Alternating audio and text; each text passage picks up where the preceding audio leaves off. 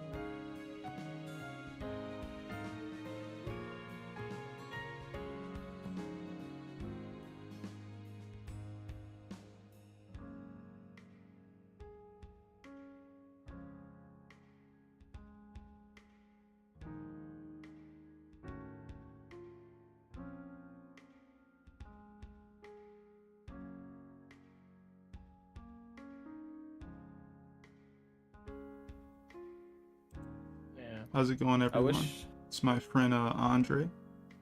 Hello, hello.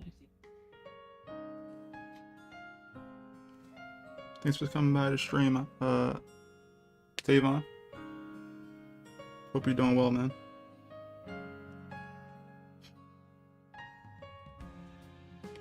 I'm gonna be going through some pages and kind of working backwards to kind of make sure things are up to par before I go too far and miss out on doing that. So what have you been working on lately? I'm working on chapter 15 of the Divinity. Nice. This is the first time I've tried to draw a whole chapter digitally, and I'm gonna probably put it out like it's finished that way. Cause I always do like my under drawings and stuff like that digitally, but I never think of actually like completing it that way. Ah, okay, I get you. Just thought I'd try it out, but so far I'm enjoying it. There is definitely a certain amount of freedom that I'm getting from doing it this way, and it's funny. I like Clip Studio a lot. Still my preferred program, but what I'm drawing on is Procreate. I'll just say You just don't feel like paying for the subscription? No, I have it. Oh, okay. And I'm still gonna use it for like setting up my borders and everything. Still my preferred program, but I'm just like, right now I found a really decent I like drawing on the iPad, I'll put it that way, and I like a certain pencil that I created, which I got the settings from a certain not safe for work artist. I won't say who they are, but What? no, we ain't doing that. No. Oh, okay. Just throw it in chat. Yeah. But they just put up their settings one day, and I was like, you know what? I like the way their line work looks when they create certain artwork or whatever. So I was like, well, I'm gonna try it out because I don't know, Procreate for me has not been very easy to like a bunch of the tools. But when I tried the settings out, it's not exactly the way theirs was set up, but it's decent enough. I started just enjoying drawing more on Procreate, which is a big deal because I don't even usually like drawing digitally at all. So I've been drawing a lot digitally. So it's pretty interesting. That's beautiful. I do miss traditional though. It was been like I was telling you before, it was like kind of the opposite to me. How I just kind of switched completely over to digital, and then after feeling like, okay, I got a grasp on it, I just felt like something was missing that whole time. And it was going back to traditional. It's just been great. Like I really feel like I got my process down now. It's great. Nice. Yeah.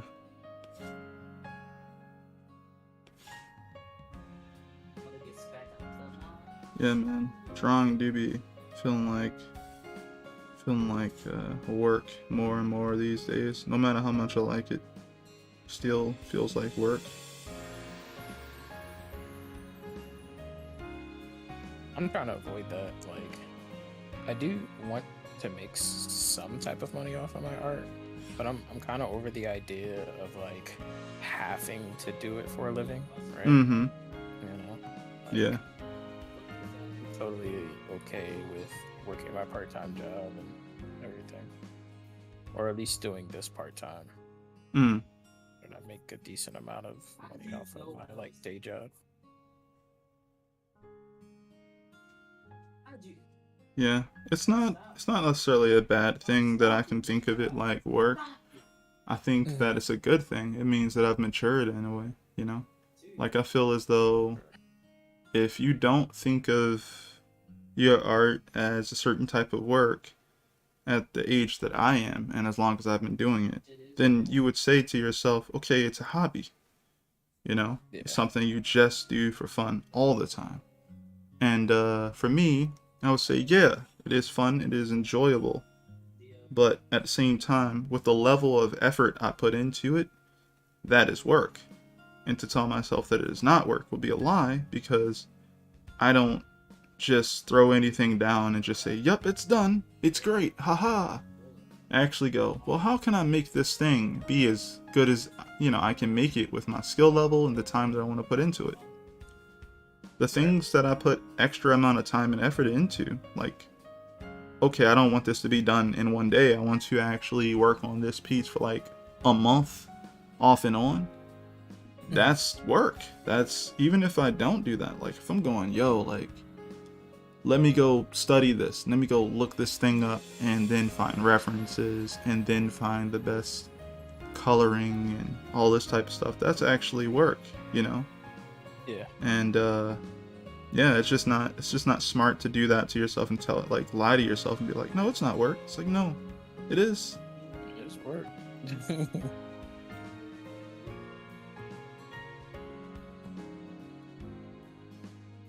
But there's a difference between work and a job, though. And that's what I don't want my stuff to feel like. I don't want it to feel like a job. Yeah. That is not good. If you're doing it like for a living, there's no way to kind of avoid, because then you have to set deadlines and shit like that for like bills and shit. Well, yeah. And that way it becomes unavoidable. But that's why I don't want it to be like, the idea of stressing out to do something that I love for a living is what I fear, right? Like, the stress like that it comes with the living. Like, I do love to draw, I do love art, but if it's also tied, if it's something that I love that is tied to like my livelihood, then it becomes stress. I don't like that. Like, that's not why I draw.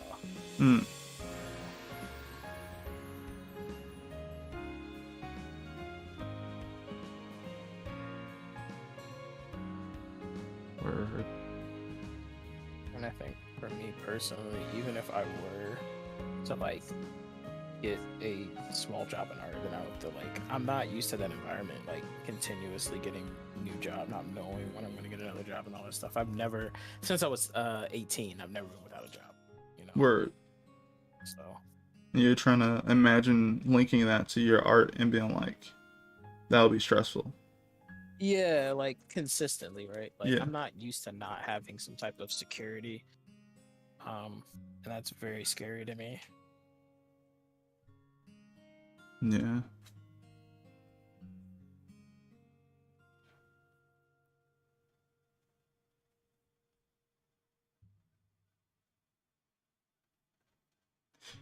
It's just that, you know, being an entrepreneur is definitely difficult. It's linked to trying to take your art more seriously or whatever. The only other alternative, I guess, would be, you know, to get a job that is consistently paying you to do what they want you to do, working in the industry.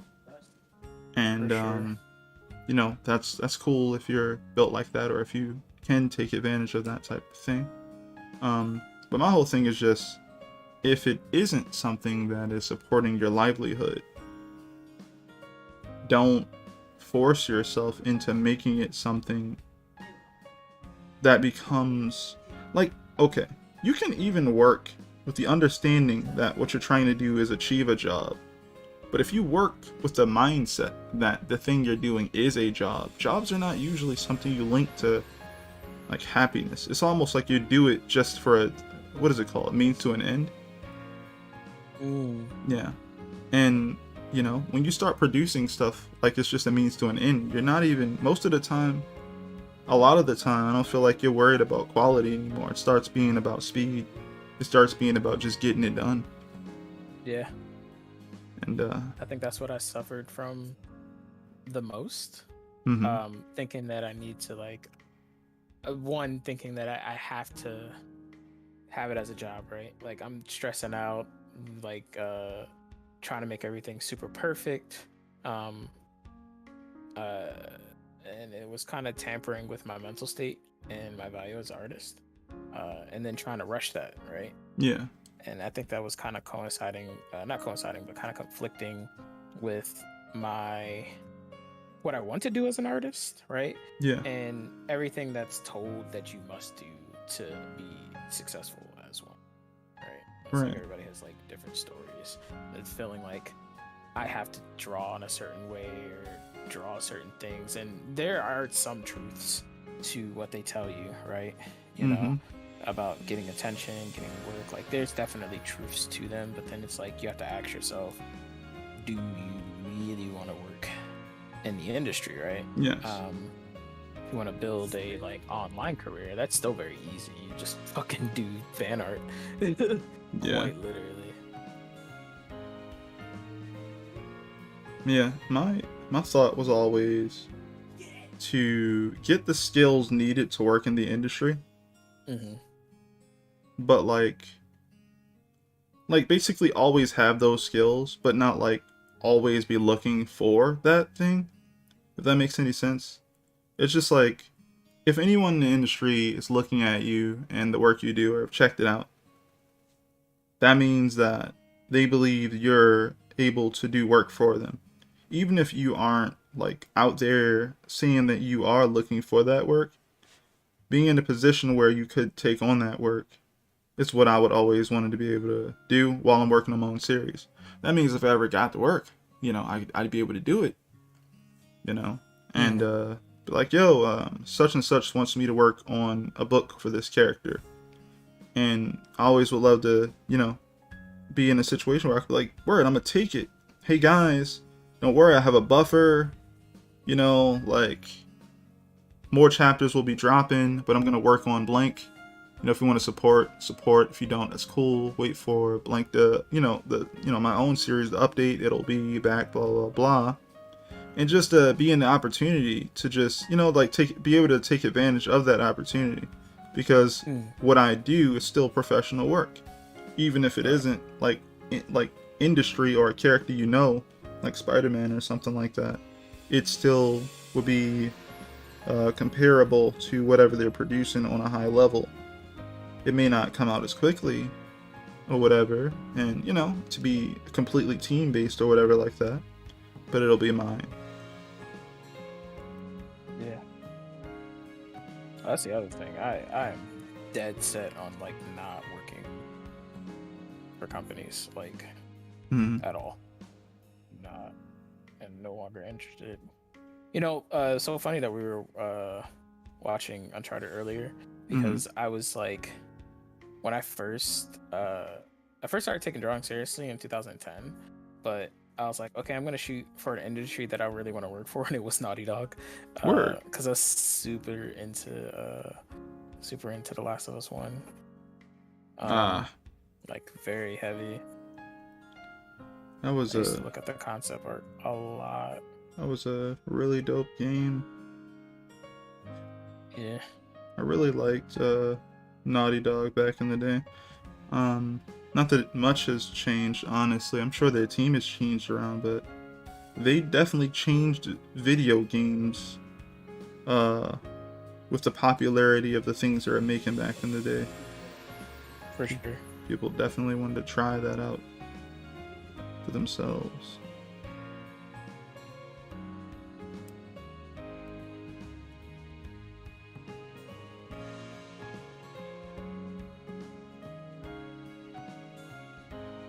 It's funny, before The Last of Us, there are a lot of people who were still like, you know, video games are not a true art form and all this other type of stuff.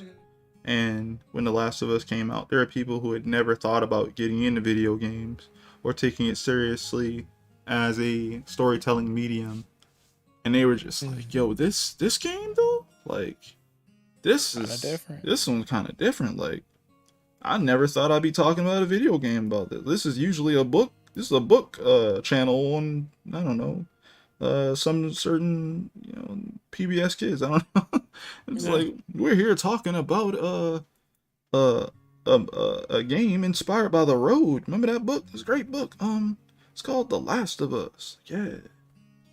It's like, wow. It's so funny how it's so true though, because even when I was playing, me and my brother, I had already finished The Last of Us, and I was replaying it with my brother, and we were just like doing our like usual, like, all right, we're gonna beat the game in one day, right? And we're like going to the story, and we were playing it in the living room, and my sister got interested in the story to the point like where we were like, when we got to the end of the game and they left the cliffhanger, she's like, okay, but what happens next? I was like, we have to wait for the second game.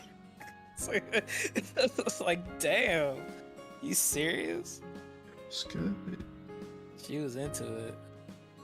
I think it's very interesting because you know, it just puts you, the person playing the game, in these weird positions where you actually have to make decisions that, I guess, question your morality on something.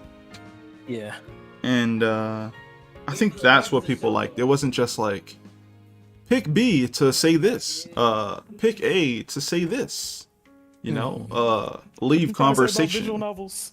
No. I'm talking about like I'm talking about like Bethesda games, or like Oh God. what's that Yeah. other game, Mass Effect, which I don't know enough about Mass Effect, so I'm not coming at it. It's just an option thingy. Don't hurt me. That's something I've been wanting to watch, like a playthrough or something like that. Because I'm definitely not gonna play the games, but I was very interested back in the day.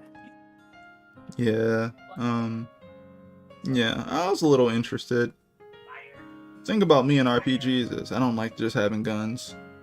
So as soon as that's the only option, I just immediately I kind of lose interest very quickly. I'm like, yo, I can't use like a melee weapon at least. No. Yeah, I don't think I'm gonna play it. But yeah, I think people want they want their decisions to mean something, and that's what Naughty Dog kept trying to give people. Even if it was pretty linear, eventually you'd be hit with some sort of decision type thing. Definitely the Last of Us, when you get to the end of the game and they ask you like, first one? yeah, the first one. Oh, yeah, You get to the end of the game and they're like, yo, what you gonna do? Like, you gonna go save Ellie and like lie to her face? Or are you gonna just, yeah, it's just like, all that. And it's just, it didn't, I think the interesting thing was always like, well, Joel is stuck with the state of mind in like some redemption type stuff where he's trying to be the adult figure that his daughter would have liked to have, but also dealing with the fact that the world isn't built like that anymore. So the real question is, you go like, well, how do you treat Ellie the same? Do you start, because, you know, adults definitely feel like there's certain things that kids don't need to know. Right? And in that world, it'd actually be better to know more information, because you could die at any moment, literally. Like, anything could happen. You'd be just chilling one day and your little fort, you know, there's a hole in your fort. Oh no, zombies! Ah, and it's just over. So like, why would you choose to try and lie to her? It was a very manipulative thing to do to justify what he had done. And yeah, I mean, in a way, it saved her, but it wasn't what she wanted, and it was taking her decision from her, and that was the thing. It was just like, who's the bad guy now? And it was just like, man, it really sucks when you get to the end of that game and you just like, you know, you like Joel, but you also feel like if he made that decision, that's not cool. That's kind of messed up. Because in that world, why wouldn't you want to, if it took you to be the sacrifice that like fix that world, quote unquote, then she's like, well, why wouldn't I do that? I think the whole point, like, beyond that, because you have that question, but then it's like, what if it doesn't work? Be for nothing? Well, that too, but also the relationship between Ellie and Joel. But that's not the point. Her agency, right? Okay. Like her choice was, like you said, taken from her, and from that point, we would have never known what she really, really, really would have done, right? Because Joel took that from her. Right. And I think that I really, really wish they would have explored that a little bit more before they did what they did in 2. But I think with the ending, it paid off a lot more, right? Because when I first was looking at 2, it was like kind of like everybody else, not on the misogynistic tip, but like I really like, you know, spoilers, XYZ, you know what I'm talking about. Yeah. And I think by the time because I think in total I've watched it. I haven't played it, but I watched it for the story 3 times. The first time when I was talking to you and I was reading. The second time when we watched it together, not like the whole thing, but we were like going through it. And then the third time when I was like, okay, let me thematically think about it, right? Yeah. And I would say that the ending, it was just as good as the first one, like with the guitar and everything. Oh, like, yeah. That was so good. I really, I think the sad part about the controversy of part 2 is that I respect Neil and whoever else took part in trying to tell that story. Mm-hmm. That's definitely a difficult story to try and tell. Like, there were so many easier ways to make up a part 2 for that game series. But thinking about it, just thinking about going, yo, we're gonna juxtapose like Ellie and Joel against these counterparts that are built similar to them, but they're on the other side of the spectrum, the other side of things, and they're the side of the story you don't get to know. And then it's also a revenge plot, and then it's also this giant, and it all weaves together. Like, I'm saying things, but they actually work, and it's actually a tragic tale. It's a tragedy. It's a great tragedy, right? It's not even just a regular tragedy. It's really bad.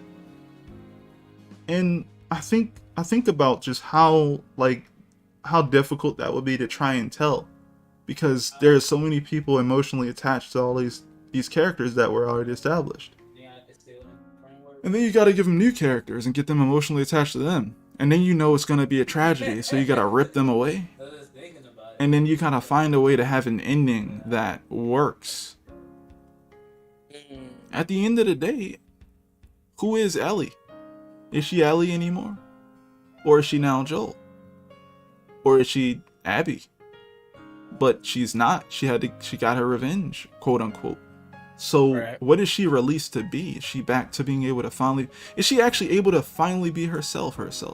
Not like, if you will, tricked by Joel, not having that hang over her head and him trying to manipulate her life from the sidelines, not stuck to the place where she was living at if she doesn't want to live there, doesn't have to worry about revenge anymore either. She also got the other side of the story, so she's a little bit more learned in that part of it. It's like Ellie gets to be Ellie now, and that's interesting because that's commendable to try and tell that story. Like, to give us. Also, we got a new character if we want. Abby exists. Yeah. Abby got to do the same thing Ellie got to do. And it's funny because Abby, like I was saying, when we were talking about it, Abby is a more I would say she's more forgiving than both Ellie and Joel. To some degree. So? Yeah, because she could have multiple times, through the playthrough, she could have gotten rid of Ellie.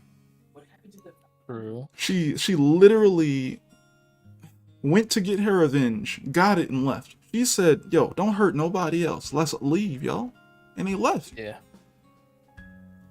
And I think about that because it happened again. They really rolled up on her. And she said, "Okay, I'm going to go find you now." And it's like, yeah, you like that? It's like, oh, don't do that. Don't do that. That's my friend. It's like, you did what you did to my friends. What's wrong? Why should And she let them go again. And I was just like, yo, no matter what anybody says.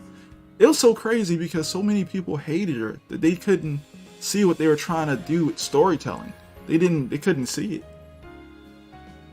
I never, when I was just baby rage mad about what happened. I didn't hate Abby. I just hate that they took one of my favorite characters away. And that sucked. But it's like, okay, once I calmed down, and was like, okay, what kind of story are they trying to tell? You know? Yeah. Clear-headed, it was a lot easier to pick up what they were putting down. I think the worst part when I think about it is no matter what Ellie had done in that scenario, it actually could have been worse. There's a part. Could have, yeah. There's a part. Because the number one thing that you know that both of them found was that town. I forget the name of it right now, like Jackson or something. I actually think it is that. Yeah, and the second one it's called Jackson, right?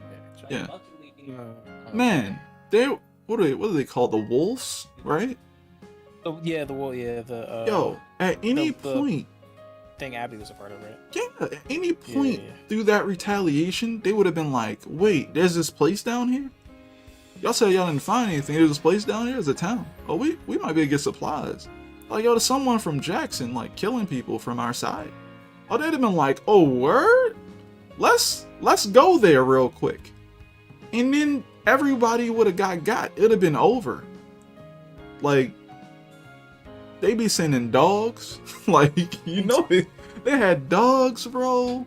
They had military equipment everywhere. They were armed to the teeth. There was like, I don't know, they had gyms to work out, bro. like, bruh, like, I'm sorry, but man, if they would have went there, it would have been over. There would have been nothing they could have done. They're not built like that. Like, the reason Ellie was able to do all of that was because she's built like a stealth character. Like, she knows how to sneak around, get somewhere, and fight you, and then try to dip.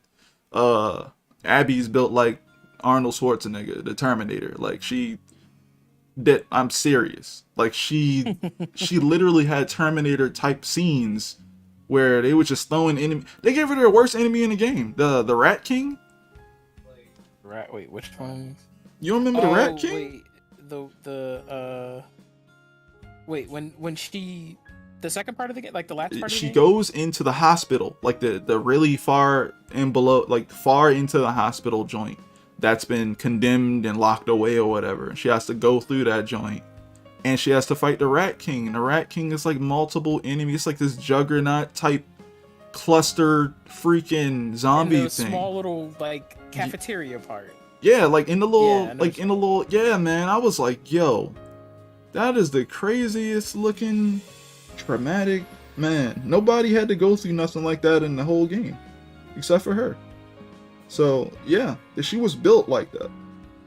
It's fun. Abby is essentially built like a Joel who was young.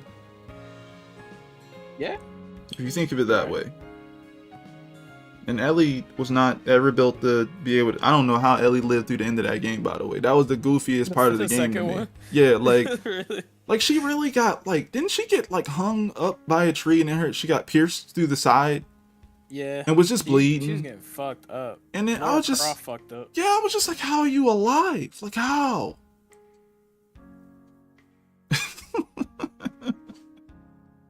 It was so crazy. And, what's Joel's brother name again? Tommy. Tommy Gaslighter. Tommy. Oh, yeah, at the end of the game, like the very last segment. No, he instigates the whole game. Not the whole game. Yes, he does. I looked at the first time, like the very, very first time, he didn't want to do anything. He didn't want to do anything until afterwards, when he was visiting her. What I'm explaining to you is Tommy is the true protagonist of the game. Oh, true. Yeah, he's the true protagonist of the game, and everything he does kind of changes the game. Like Tommy's like, oh no, you should stay here. You shouldn't go after revenge. What would Joel say? Yeah, I should go. Yeah, you know what? Yeah, we gonna go together. Leaves her. Goes after her on his own, which changes that part of the game. Sniper part? Is that the part where Abby slammed dude through a door? No, she freaking, yeah, that's the part where you're like, you didn't even know it was him. Yeah. Where she's with one of her, she caught up with one of her friends. Yes. And they're trying to reach, and they're like, yes, and Abby slams through the door with her shoulder. Yeah. She is so built different in that game. That shit was crazy. Oh man. Yeah, man. Yeah, man. Look, I commend them for trying to tell that story. It's such a difficult story to tell. Sure. It's such a. I like that ending where it's like a part of me is like, you know, you look at Ellie, because the thing that really sealed the deal on like how I felt about Ellie was knowing that she knew. Spoilers, I guess, if you haven't played The Last of Us 2. At first, I was like, maybe Ellie didn't know. She never found out about what Joel did that day. Maybe, you know? Yeah. And I was like, okay, then that leads into Joel manipulating her emotions, you know, even all the way up then, because he never told her and she never found out. So she's still thinking that he's this guy who did no wrong even up to all of that, you know, and got her through all of that stuff and didn't take anything from her, you know? And I could see how she felt that way and she wants to go and get revenge. And then it was like, no, she knew what he had done and was just trying to live her life as if like she was just trying to deal with it. And she was like, I'm gonna spend the rest of my whole life like dealing with the fact that you took that from me, and we might not even have had to live in this situation anymore, just because you being selfish. Yep. Yeah, and yeah, I just was like, but if you knew, then you knew that could have possibly affected those people, you know? You knew that could have affected all of those people. That even if, you know, like even if, because, you know, in the part of the ending of 1, you don't have to take out all the surgeons. Mm-hmm. You can just take out that one, but still, taking out that one is still somebody. Yeah. Still somebody, and it's still linked. Yeah, it's still linked to somebody. And a lot of people are like, well, how does that, you know, dictate what happened in The Last of Us 2 with Abby getting her revenge? And I was just like, that was her dad. Yeah. That was her dad. Think about it. If Joel could find the one guy who shot Sarah. Yeah, the one fucking grunt. No, he dies anyways. Oh, right? yeah, does he? Yeah, Tommy shoots him. Oh, good for that. Good, yeah. And if Tommy didn't, you know good and well that he would have hunted this man down and found out wherever the heck he was stationed and been like, I gotta do this. I gotta take him out. He needs to die painfully or something. You know? Yeah. That would have been it. And you as the reader, you as the player, would have felt the same. You're carrying your daughter. Yo, can you help us? And this dude just shoots her. I'll be like, yo, that's what, like, if that was the end of the game, bro, I'd be like, let's go. Let's do it. I'm pressing all the in-game cutscene buttons. Let's go. What you need me to do. And that's because you play as the dad. And the dad seemed decent. So you thinking, I'm the hero. I'm the good dad. Blah, blah, blah, blah, blah. Well, Abby's dad was just like that to her. She was like, yo, we got a cure. And what? She's okay with doing it? It wasn't even like we're just going to do this without her knowing. It was like, oh, you sure? They talked to her, I believe. They spoke to her. Like, it's just... the first one? Yeah. I was wondering, they were like, they didn't know whether or not it was going to work. They stole her from Joel, though. After he, like, found out. I don't think that's what happened. I think that they spoke to her, and I think that he didn't know. I think that was the thing. He didn't know what was going on, because his whole job was just to deliver her, you know?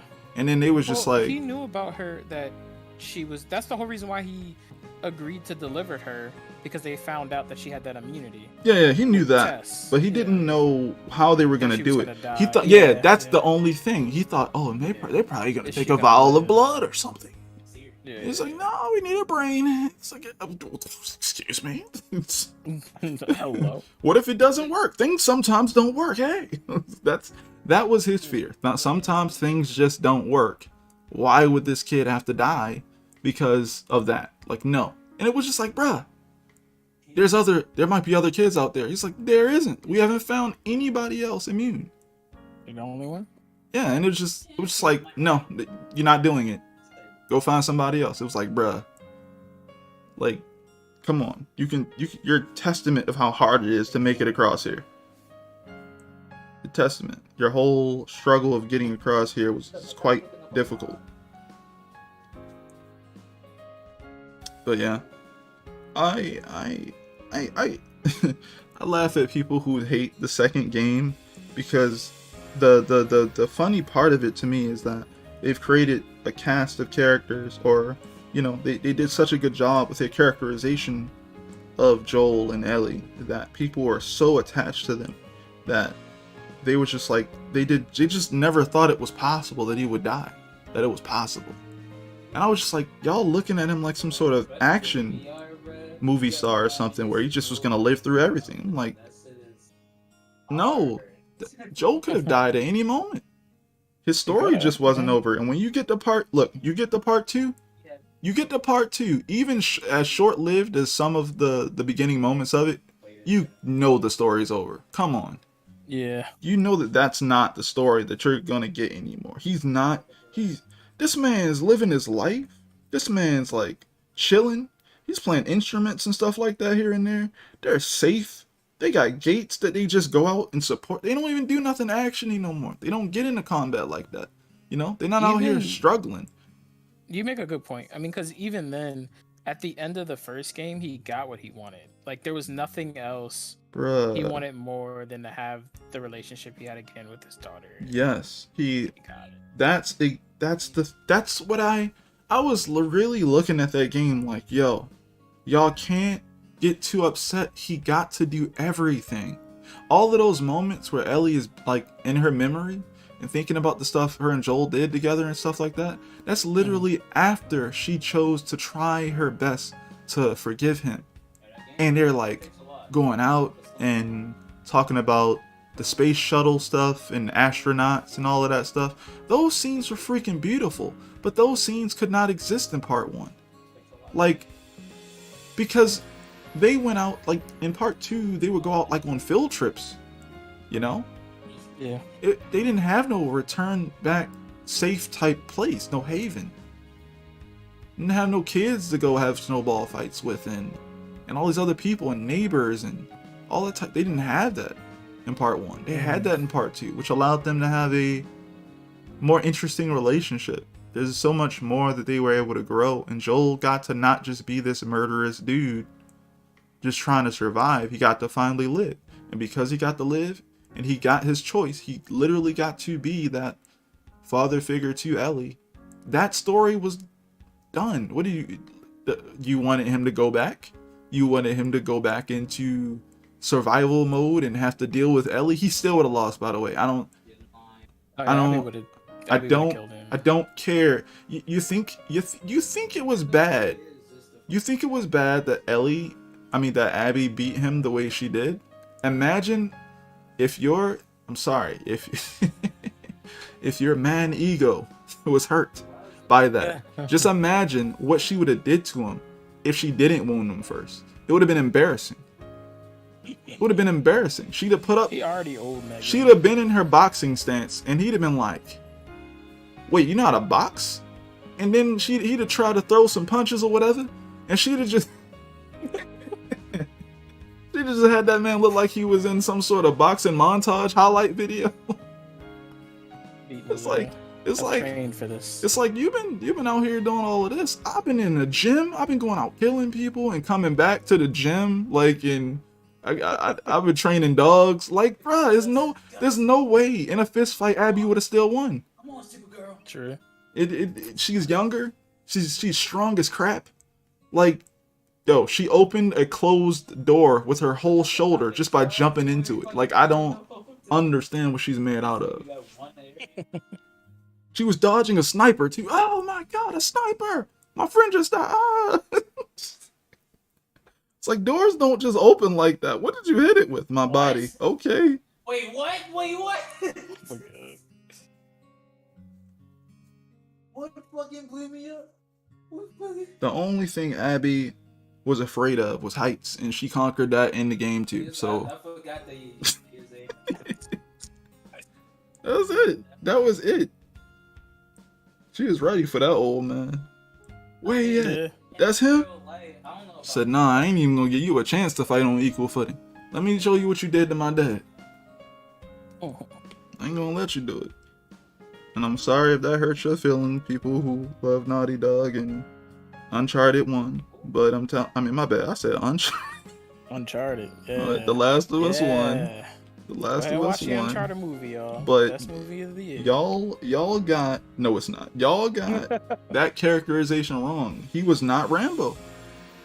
He wasn't even, what is that dude named? The dude from The Walking Dead. He was just a dad who had to survive in that, environment. He became what he needed to be. And Abby had more resources. She had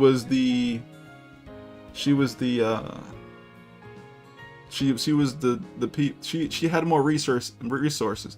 What was Abby before them, by the way? I don't remember. What do you mean? What was she before? Was she like a security guard or something? Or She was part of the Fireflies because her dad was. oh yeah. Yeah. Think about that. She'd been training like her whole life at that point, getting taught little secrets about tracking down animals and all types of stuff by her dad the whole time. And her dad was a surgeon at a hospital. So That was smart as shit. that was very smart, and she was always working on her body. So she had the mind of anything her dad taught her and plus what she learned. Plus she was working out all the time, which is why her nickname was Abs. So you made that person angry. Like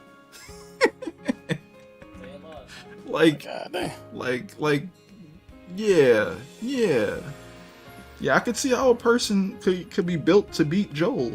Sorry, not sorry, but yeah, I could see it.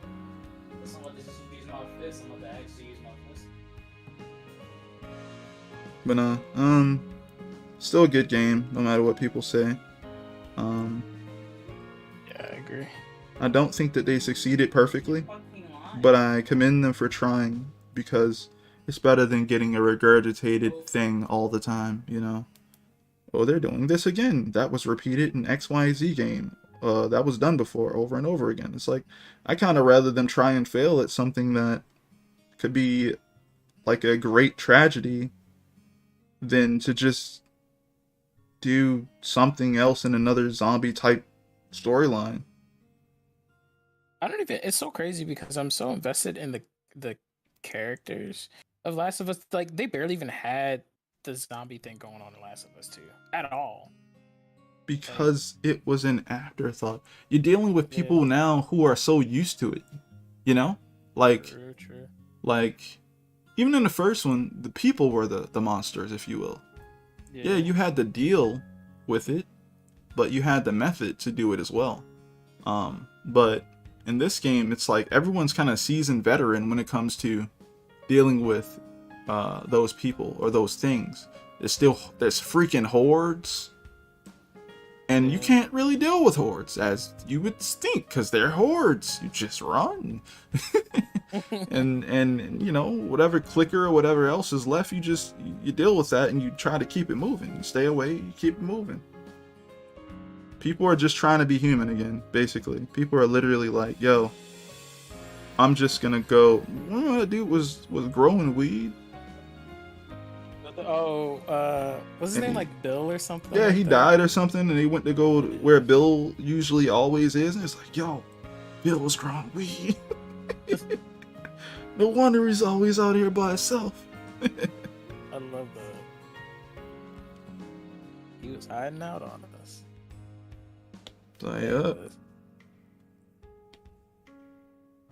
Man, people trying to be. I'm mad as shit they killed my mans though.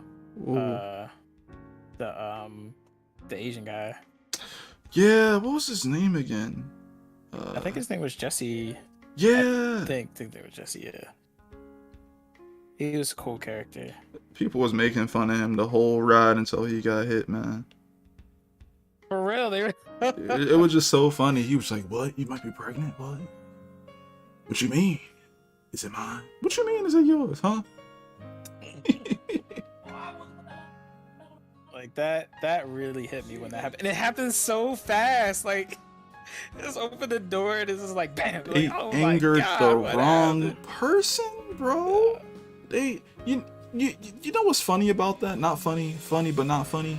Like, it was both her and Tommy that provoked that, bro.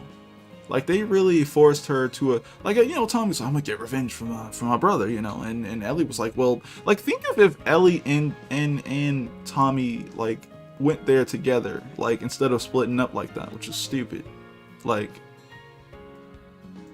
it was dumb. If they went together, they'd have had a better chance, I would think. This man Tommy you were really walking around the beginning of the story like, wow, looks like someone already been here. It was Tommy. He already left. He already was out here. He's taking people out. It's like, what? It's like, yeah. It's like, yo, Tommy's already out here doing stuff. And you're like going forward. I didn't like that part of it because, you know what's funny? Tommy took out so many enemies for you before you even could get moving. That when you came that way, he was like, wow, looks like the door's already unlocked. Wow, someone already been here. Wow, the guards are dead. He's like, okay. Wow, no one's here. Which allows you to find that area. What is it, in the movie theater or something? Oh yeah, that's the movie theater. That's where it took place at. Which is why, man, it really tells you the comfort level these characters were in, man. Just thinking about that. You didn't have no, like, bases back in, like, part 1. Your bases would always get raided by enemies or zombie people, right? You didn't have no bases, so you would just keep moving. So the fact that they had a base, I always knew it was going to go south. They really said, yeah, we're going to stay right here and set up a base, and I'm going to just keep leaving every day, going on missions, taking out massive amounts of people, and always coming back. Of course Abby would find you. Like, she'll be tracking animals and everything. Like, just like, yo, you always come back here? Like, she's going to pick up that trail. So when she showed up, I was, look, people who hated her, no, Jesse, me, I knew it, I knew it was gonna happen, let's go. Man, it was such an interesting ride, man. I think, like, after the first time I watched it, I was just finding every excuse to hate Abby, but I just couldn't really find anything, I was just hating on her for no reason. I mean, there was a reason, but I think even after, like, my first playthrough, I didn't, like, entirely, like, dislike her at all. And then the more and more I, dive deeper into it, my opinion about her did change. I do like her. Yeah, I don't know, man. I just came at everything as a storyteller, and it just helped me. That just helped me kind of get into it. Because I'd watched so much stuff about The Last of Us before The Last of Us 2 dropped. And I was just like, I've seen all these theories like, Joel's actually the bad guy at the end of Last of Us 2. I mean, Last of Us 1. And I really was sitting there like, I think they're right. When I think about that last part, I was like, man, I wonder if they're gonna address that in part 2. I hope they do. If they don't, that would be like the easiest thing to do. Yeah.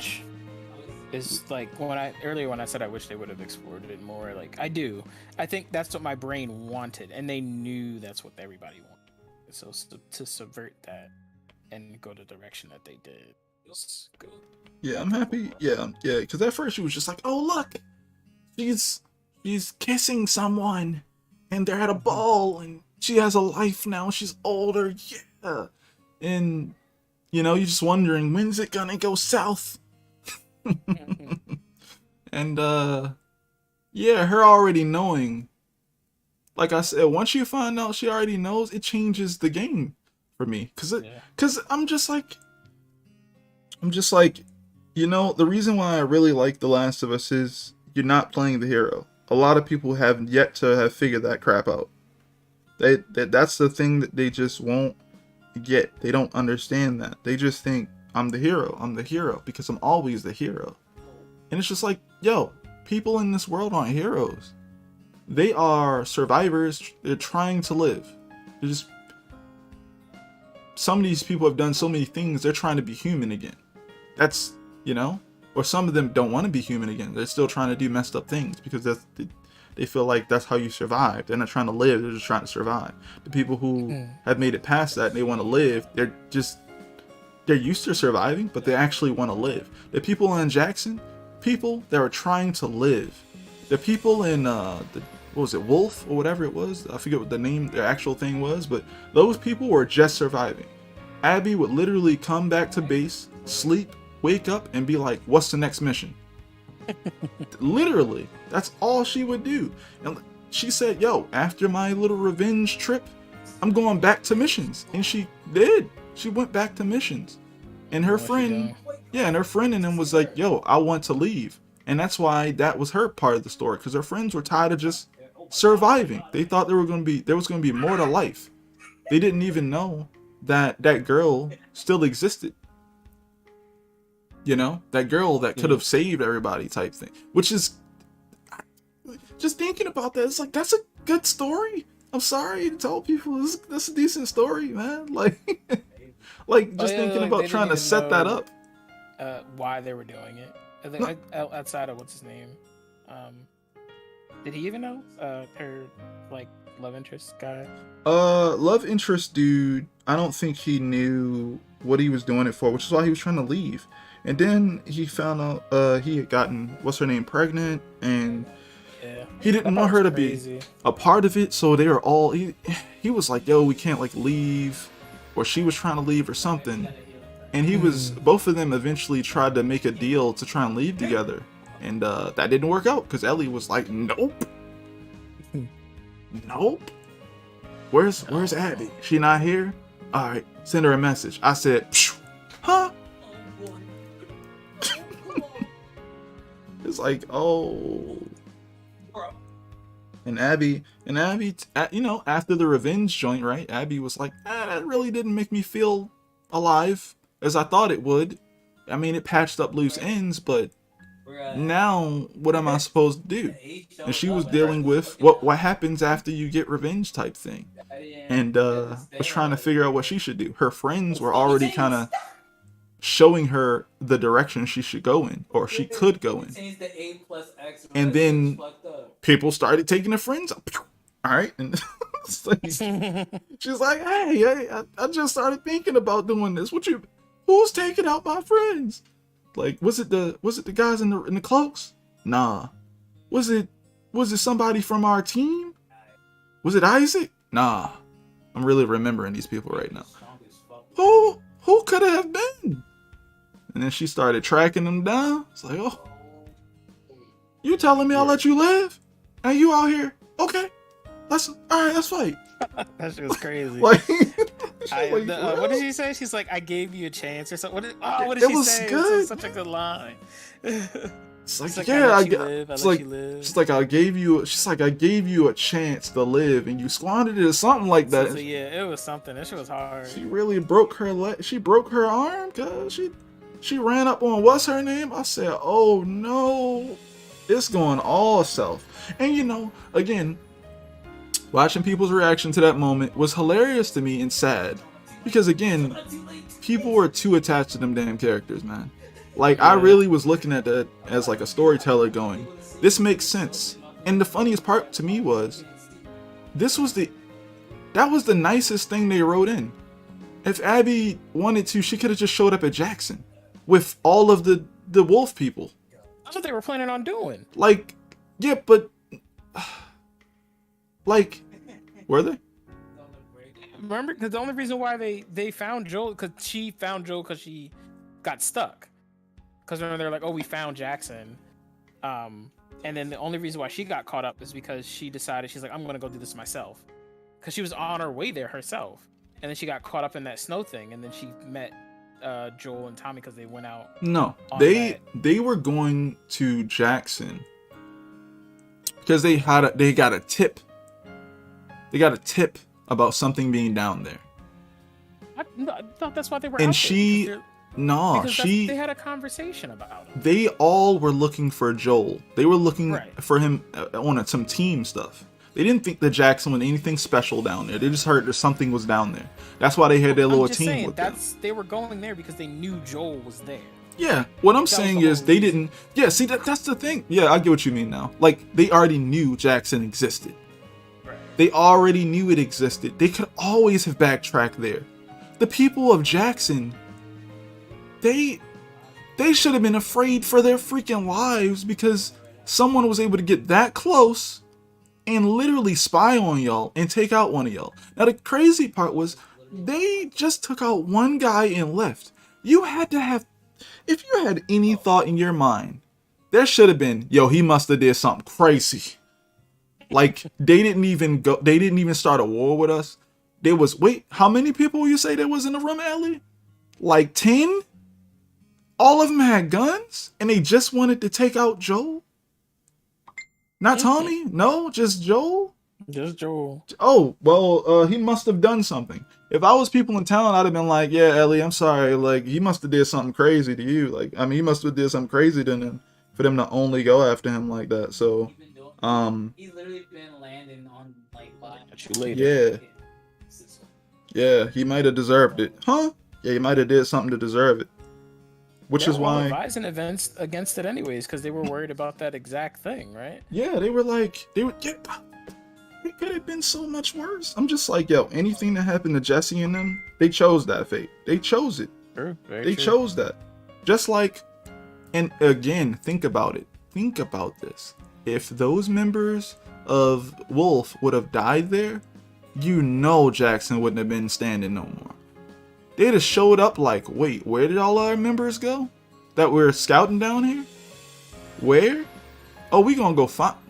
Who? Where are they at again? Down here on this part of the map? Alright, we're gonna take like 200 people. We're gonna take 200 people. We're gonna go down there. Cause all of them dudes are just military people. Isaac was a military dude, just all this military equipment taking over. Got a whole base full of just guns and artillery and everything, right? Like the whole thing. They're just moving as a unit. Remember when they finally tried to take out the I forget the name of them guys, the like the monks or whatever, or they're not monks. That's not the what's his name? People. The little boy. Yeah, they were like, yeah, we tired of them. We're just gonna take all of them out, and they just did. That shit was crazy. It just was like, we know exactly how much we need to use to take all of you out. And you know good and well that they were way more armed than Jackson. Like, that group they had to take out were way more armed than Jackson. They ain't even talk, remember? They was whistling. They were like, take her arm off. That was what that whistle meant. I don't know how that translates. It's like, you got that language, you know? Yeah, that was a very graphic scene. That was a very graphic scene. I remember they showed that before the game drops, right? Really, that specific one? Oh yeah, when with Ellie, the chick got hung up, and then there was a person with like a hammer, and they started like banging her arm off with the hammer. Remember that? You remember that? Yeah. That was like a trailer thing. We was all like, you know, Game Awards, let's go. It was the gameplay. Yeah, it was like showcase thing. Yeah, it was like world premiere. You're like, oh snap! It's like Naughty Dog. Everybody's like, oh my god, it's Naughty Dog. Oh my god, it's gonna be The Last of Us 2. We was like, oh, god damn, is this rated R now? What's happening? What? Jeez, okay. It's like, where's Ellie? Is she gotta live in this world? Oh, that's way worse than the first one. Jeez, oh my god. Where the clickers at? When they were like, this is a cult. That's why I thought it was like about a cult or something like that. Yeah. That shit was crazy. I was like, oh my goodness. It's so funny because when I saw that, I was all like, this shit just about to be Tomb Raider again, the reboot Tomb Raider. Because that shit is crazy. It's crazy. And again, and Abby was going through that. Abby was going through them. Fighting them all the time. Imagine that. And then you're like, wait, that guy called Joel, he might be up here. You know what's funny? Oh yeah, that's what I was saying. Tommy kind of dictated that whole game. When he was with them, if he had never said the name, like, I think she didn't know that was him until he was like, "Yeah, come over here. This my brother." I'm streaming. Oh, hey, what? Malia's in chat. Oh, hello. They can come in the chat. Yes, you guys can join chat. Yeah, my bad. You good? But what was I saying? But yeah, like Tommy was like, "Yo, like, yeah, it's my brother Joel." What'd you say his name was? Yeah, his name is Joel. Oh, word? Yeah, yeah, I know. I got some people stationed up over here. Yeah, that's, they're all just standing there. They're like, yeah, I met him. It's like, what? That's him. Oh, word? Like, if he just, a lot of people were just like, yo, Joel's not like that. It's like, yo, he's not the guy from the end of the game. He's the guy who got to live this place for like 4 years, I think. Right? Yeah. Honestly, I hate how quick it happened. But of course. When I originally saw it, I hate how soon it was, it was just so like, damn, that's crazy. Like the fact that he got taken out like that so early, really kind of, that's what set me off. That's what I couldn't wrap my head around. And I still kind of feel that way. You were saying to yourself, why do it like that, weren't you? It's not even like, why do it like that? It was just like the way he died wasn't my issue. It was the fact that how easy it was for Abby, right? Like, it was like, but it's like the whole idea of the game, they wouldn't have been able to make the game that they made if they didn't do it when they did it. Because it was like, after watching it a couple times, I get why they did it, right?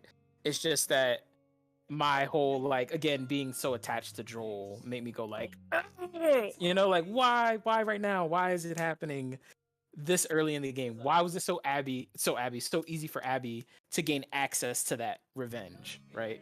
And it was like, but no, I mean, well, to the viewer, right? Like, it was like, it's like, I didn't see what happened with her during those 4 years, right? It was only, so it's just all like, as far as I'm concerned, it was all like, okay, 4 years later, and now we have this character that just wants revenge, and then she gets it, See, like, that's immediately. I get that. That's a big problem. Game that was about revenge. Like, we couldn't have what we had if Joel didn't die, right? Like, literally.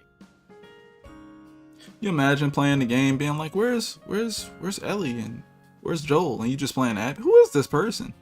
And then Kingdom Hearts type beat. And then and you just seeing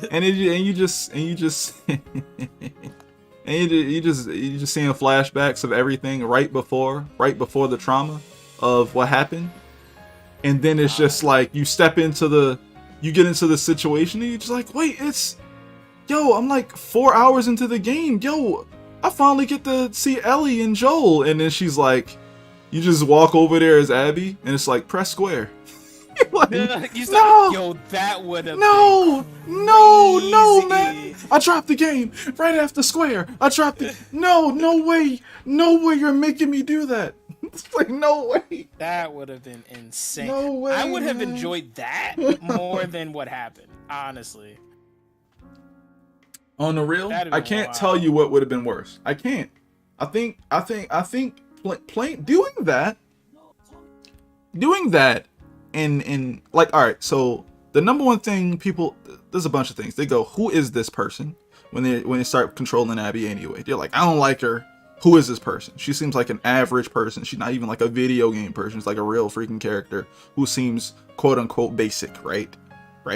Which is funny because Joel is basic too, but he's just violent. People are funny. Anyway, and you're just like, who is this person? Who's this girl? Okay, word. Okay, wait a minute. It was like, wait a minute. No, for real, who is she? I don't like that I'm playing as her. Like, where's Ellie? Where's Joel? And then when you see Ellie and Joel, you're like, wow, look, it's this place. I wonder why they put this be in control of this other character. That's kind of strange. And then when you catch up and you start playing this, you're like, oh, I guess she's someone who's gonna join the group. And it's just like, nah, this is a person looking for Joel specifically. It's like, they give you little cues, like, why she perk up when they said his name like that? Like, why they, who is she looking for? Wait, is she looking for my man Joel? Wait, oh my God, whoa, hold up. Why they do him like that? Huh? You know, is it, and then I just was sitting there like, the storyteller in me, despite how shocking this footage is telling me that this person was affected by something Joel did. There's no way you would do this way. And I just kept paying attention to that as a storyteller. I wasn't like, I love Joel, because honestly, again, it's been many years since The Last of Us 1 dropped. And I had a lot of time to process that ending that everybody else had a chance to process. And I've rewatched people play it, and I've watched video essays and all of this type of stuff. Joel being the villain and what's going to happen next and possibilities. And I already was there. So when it happened, it was shocking. But I just was like, I'm not shocked. You did something. No one's going to do this to you unless you did something very personal to them. When it was revealed, people were mad that it wasn't as graphic as they thought that one was. And I'm like, that's not what people do when they're angry. They don't just go, well, you did this thing. It's like, no, you took someone from me in a very unforgiving way. If someone ran up on a loved one of yours and they were this guy or this person who is quote unquote doing right by the world and people, they could have been anywhere else. They're a doctor. Doctors, morally are good people.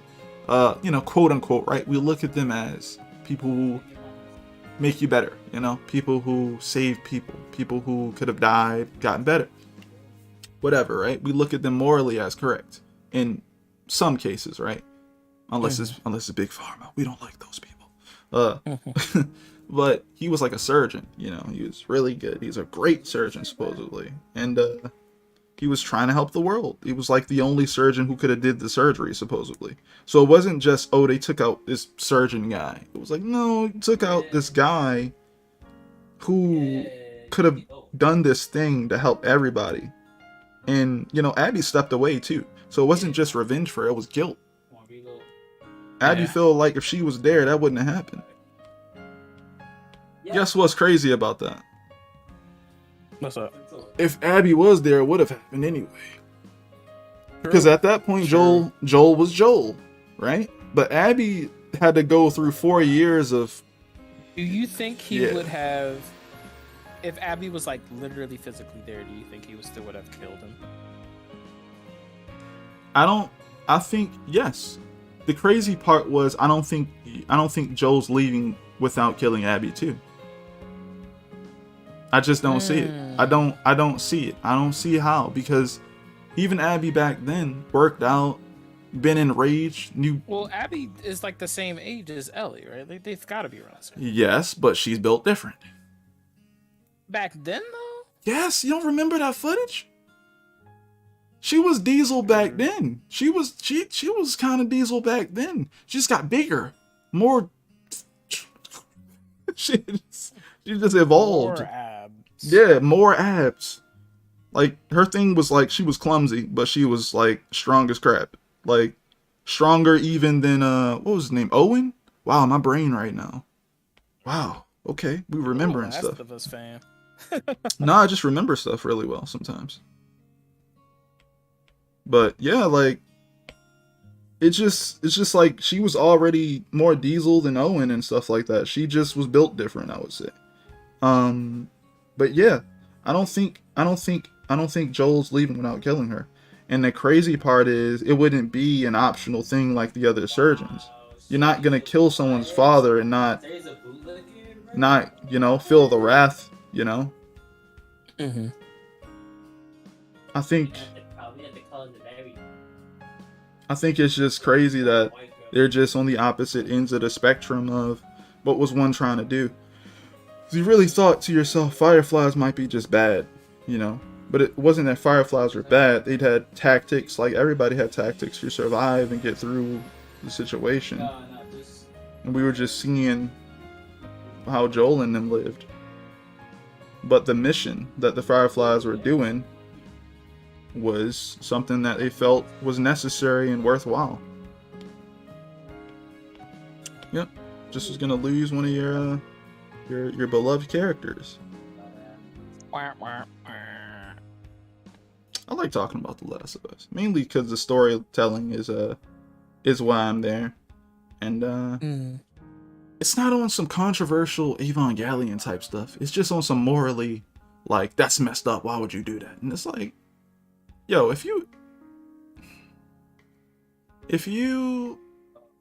upset Kratos, if you upset Kratos, who isn't yet Kratos yet, but you doing that will create that, what do you think Kratos would do? You know what he would do already. I don't even have to tell you what he would do. And the funny part, on site. yeah, he might torture you for like a couple seconds before he actually kills you, like he did Poseidon. he just ran up on Poseidon he was like, you can't beat all of the gods, Kratos. They will fall as well. Like, alright, bro, calm down. But like, that's a game I've been wanting to replay. Oh, really? 3? All of them actually. Man. Well, not I've never played the 2018 ones. I'm just talking about the original ones. I've been really wanting to Word. replay. Man, chat, if you guys don't know, I'm a God of War fan. I think God of War 3 is just, I've never seen a game start as good as that game starts. Like, you start the game riding a Titan, fighting enemies, while the Titan is climbing up a mountain. With other Titans climbing up a mountain. Fighting gods on top of the mountain. Shooting them down. The acting for that game is amazing. It's just like, the camera guy, whoever the camera guy was, that was like a whole job. Like, Jacob. Huh? Jacob. You are the camera guy for this whole game. The only thing we're paying you to do is control that camera. We're going to set up the shots, and we need you to make this as dynamic as possible. Bro, remember when the joint was on her arm, and the camera spun all the way down so you can see like her arm, her expression of her oh my god, it's so good. It's so good. Fucking water horse thing. Yeah. That lives in my brain rent free. It's so video gamey though. The animations, the everything just so video gamey. I love it. The music, everything about it. That game was epic. The lighting was so good. Like the PlayStation 3 was like, yes, this is it. And I was like, you right, this is it. And then it started to sound like a jet engine after like 10 years. But it's all good.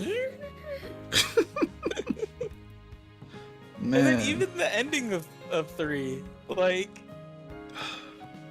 that shit was cool. The ending of 3, bro? Where they tell you to press circle and they don't tell you to like stop, so you can just keep going and as long POV. as you want. It's just like they let you get it all out. They said, yeah, go ahead. We ain't gonna create another game for a minute. You go ahead and get it all out. Man.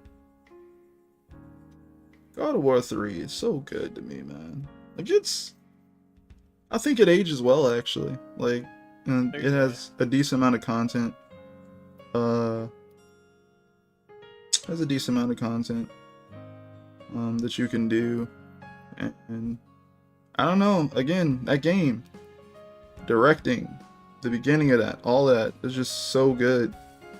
You really start off doing, like, you know, in God of War 2, it ends how God of War 3 starts. It's like no time has passed. Like it's like you oh yeah, it really does. It's so crazy. It's like, oh man, the end of this game sucked, man. I really want to get revenge on God of War 2. Yeah, no, I was gonna ask a question, but God of War 2 is the one where it starts off with the statue. Like, the first level is like where you gotta get to the statue, and like everybody's like on the statue or whatever. Yeah, man, and then you rolling around with the Spartans and stuff like that, and everything cool. He's like, yeah. And then Kratos is just flexing. He's like, yeah, man, me and the Spartans, you know, like I'm the god of war. I'm god of war now, and I got the Spartans. We doing stuff. What? Y'all need me to come down there, win something, win a fight? All right, cool. I'm gonna come down there. I'm a giant. And then you get betrayed by Zeus, and it's just like, oh man. He's like, yo, here's this blade joint. Why don't you put your powers in it? Alright. Yeah, bro. Alright, now I'm gonna take the sword. Huh? Yeah, it's got all your abilities in it. So you're like a regular dude now, so now I'm gonna kill you. And I'm gonna use the blade with all your abilities in it to kill all the Spartans. It's like, bruh, what? Oh, I hate Zeus. He sucked. Yeah, that might be something I'll listen to. If I don't replay the games, definitely gonna listen to the soundtrack. Word. Tomorrow while I'm working. Gotta hold Kratos' powder tea. Oh yeah. Oh, Kratos. Oh man. That's the one. Like, you think of God of War soundtrack? That's the song. Yeah. Yeah. Man. It's really a video game though. It's such a video game.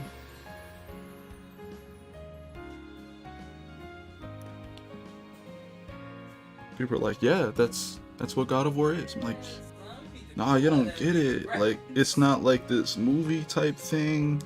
It's not trying to be nothing but a video game. It's very video gamey. It's not like it don't need to be nothing else. Yeah, it's just like, yo, press these buttons, and it's like you got these animations. I'm actually surprised they never did a God of War movie, like, at all. That is as popular as like Spartan stuff was back then. Yeah. You know, like, it's really shocking that they didn't even try to. I mean, who would you? You know what's funnier about that? Sony makes movies. They have like 2 movie studios, if I'm correct.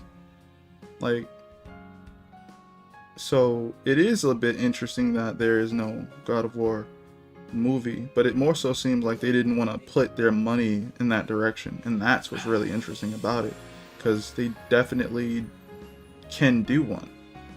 Right. But it makes you think, it's probably just hard to make a good anything, and they don't have the, what is it called, the track record? No, that's not the word.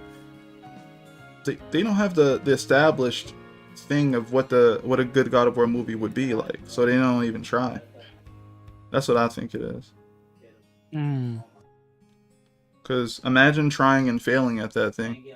Video games are very popular, and I think maybe a bad movie would hurt, would be a stray bullet in the series direction. You know? Like, if it's a bad God of War, and they try to pull out a new God of War, and people just like, I don't want to check it out, because that movie was booty. So I don't know about that one. That movie was so bad. Yeah, it's like, that movie was so bad, I don't even want to think about God of War, bro. Put this back in the vault. Huh? Not the vault.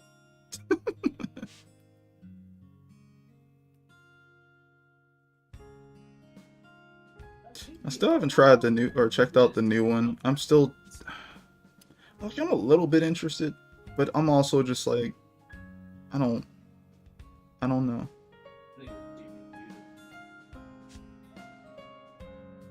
You don't want to care.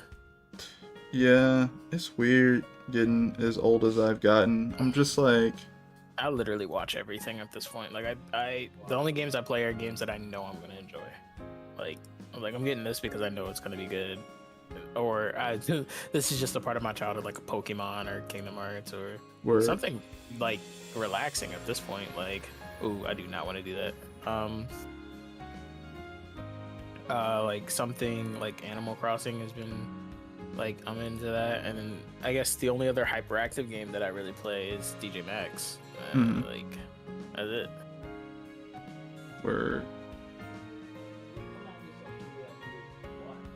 occasional fighting game here and there.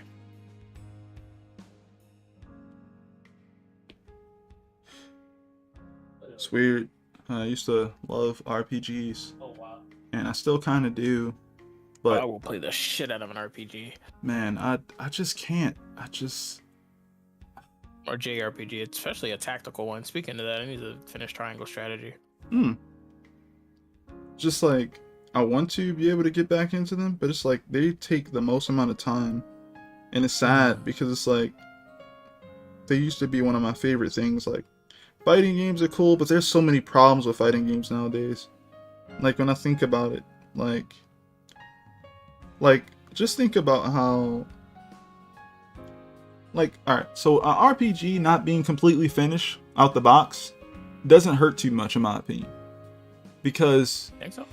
no, I don't think it hurts too much. Because, like, if someone's like, oh, this DLC, it's like, okay, well, these are probably not that necessary, like, additions to the game anyway.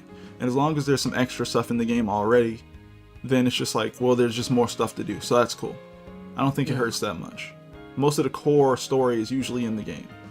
Unless you're doing some crappy Final Fantasy VII Remake bullcrap where you just drop a part of it and be like, here you go. But yeah, like, but for fighting games, it sucks. In my opinion, it sucks. The only fighting game where I was just like, I guess at the end of the day, the roster really changed that game, and also, like, they kept adding different stuff in the game to make the game feel different. It was like Street Fighter 4. And even Street Fighter 4 went through a lot of controversy because they were crazy enough to have the stuff finished already on the disc. It was somebody data mined it or something, and found out that a lot of the characters that were worked on or something like that was already on the disc. So, like, they either were already planned or they already existed, and they just were, like, drip feeding. Was that 4 or no? That was It's 4. It was, well, probably with 4, but I mean the really egregious one was Street Fighter Cross Tekken. Oh. That was the one, because that game was handled so poorly, like really bad. Yeah, it's just like, I'd rather the roster be done, or I don't know. Not only that, right? Not only the roster stuff, but there's all these problems. Like, it's like, oh, like, internet, the online stuff is actually important, so you can't bullcrap there. You have to actually put time and effort into it, and a lot of these developers don't anymore. They just put bare minimum, like, oh, you can get online, you can get in lobbies, yay, but the lobbies suck. Like finding good matchmaking sucks. Like, the ranking up system because of the matchmaking sucks. Like, it's just so much. You can't find frame data. You gotta actually go out your way to look for it. Tekken makes you pay for it. Like, Tekken really makes you pay for frame data. yeah. Accident. Yeah, it's like, oh, you want frame data? Pay us. What? Like, what? Is that, like, legitimate, like a DLC feature? Yeah, it's like a thing. Yeah. That's crazy. Yeah, man. It's just like, I mean, there's that, but yeah, that's a lot of it, right? Like, okay, frame data in SoCal? Yeah, it's frame data in Soul Calibur. It's important. It like, will help you. Implemented in the like the training system and stuff. I don't know if it's implemented in there. Oh no, we don't have frame data. No, I was meaning like it's important. No, it's not in there. No, and it's not even an option to pay for. So there's people looking for it, and I don't know, man. Things have gotten so much more complicated, and there's a part of me that just doesn't like that. I like the tournament scene of things, but I wish that it wasn't just... It feels like the games that exist nowadays, for the most part, are meant to get popular and be played at local tournament areas. They're not meant to garner it's always these... been, though, you know, like, it's always been about, like, physical, like, being in a tournament. Like, that's what FGC is really built on, right? I mean, it could be easily built on that, but I think that having a great online helps stabilize that even more. Oh, for sure. Like, we're just reaching that era, though. Like, the whole rollback thing, like it's just a must at this point, right? Like the companies are like one by one showing like there's no excuse at this point. Yeah, I just got on the idea of rollback, like I would say not too long ago, because I didn't know what it really did. I didn't know how valuable it would be and how game changing, you know, all that type of stuff. And it took a lot of time for me to just be like, okay, you know what? Maybe I should put my foot down and be just like, I want my game to have rollback. Because at first I was just like, well, is it really that game changing? Blah, blah, blah. And I had to do some learning. I had to learn. And I'm just like, well, if it's like easily implementable, they're literally like, yo, you can just implement our stuff for free. You don't got to pay us anything, all this type of stuff. I'm just like, why not put it? Why not? Depending on like, it has something to do with like the way you code the game. Like, I think some developers just don't even want to put the effort into recoding their online, you know, for it to have, especially older games. I don't know if it's easier for older games or not.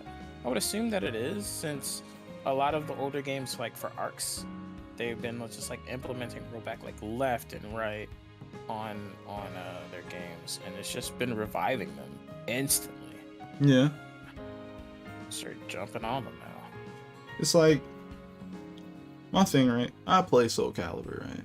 I'm not really that good at Soul Calibur. I have fun, and I'll say I'm not good because I'm not trying to be a professional in Soul Calibur. And that's why I'll say I'm not good, because I'm just having fun. But for the most part, chat, he's amazing. No.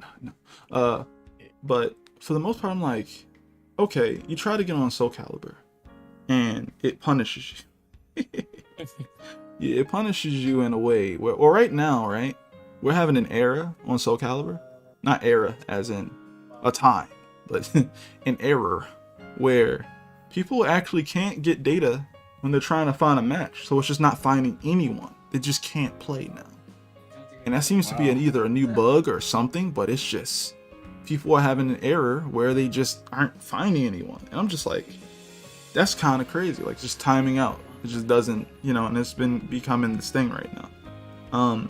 But even if you would, let's say you cared about ranking up, right, in Soul Calibur for some reason, right? You felt, you know, for some reason, it's just fun to rank up on people. Yeah.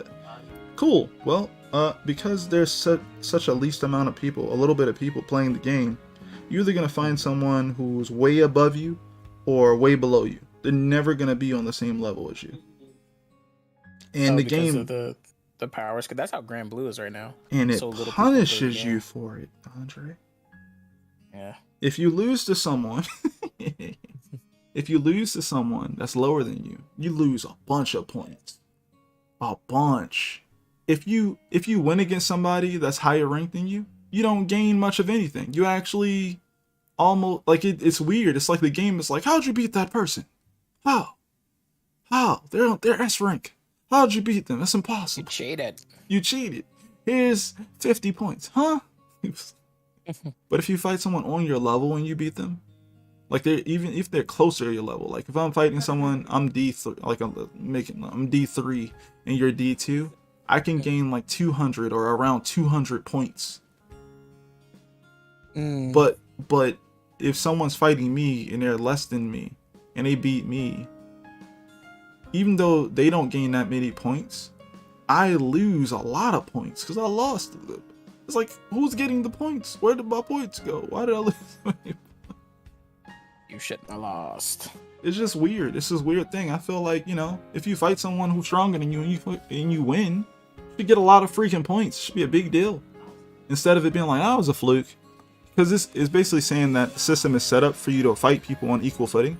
Someone on your level, right? Which means that the matchmaking is not only like, it should be built that way, but it's shaped that way. It's like, if you fight someone on your level, which you should be fighting because that's what the system is forced to probably give you, you should gain a lot of points. But since there's a lot less people playing at this time, and we don't have any people on your level playing at this time, we're punishing you because that's how our system was made, you know? We don't know how else to match you, pretty much. And yeah, you get punished for that. I'm just like, okay. But like none of them are No, I'm not even going to go into all of it because there's just a lot to unpack there. But long story short, I feel like for the most part, uh, fighting games, definitely single player, not that anyone cares about single player, but I do, would be a lot better if more of the game came out finished than in parts. Like a seasonal thing? I mean, they do something like that, but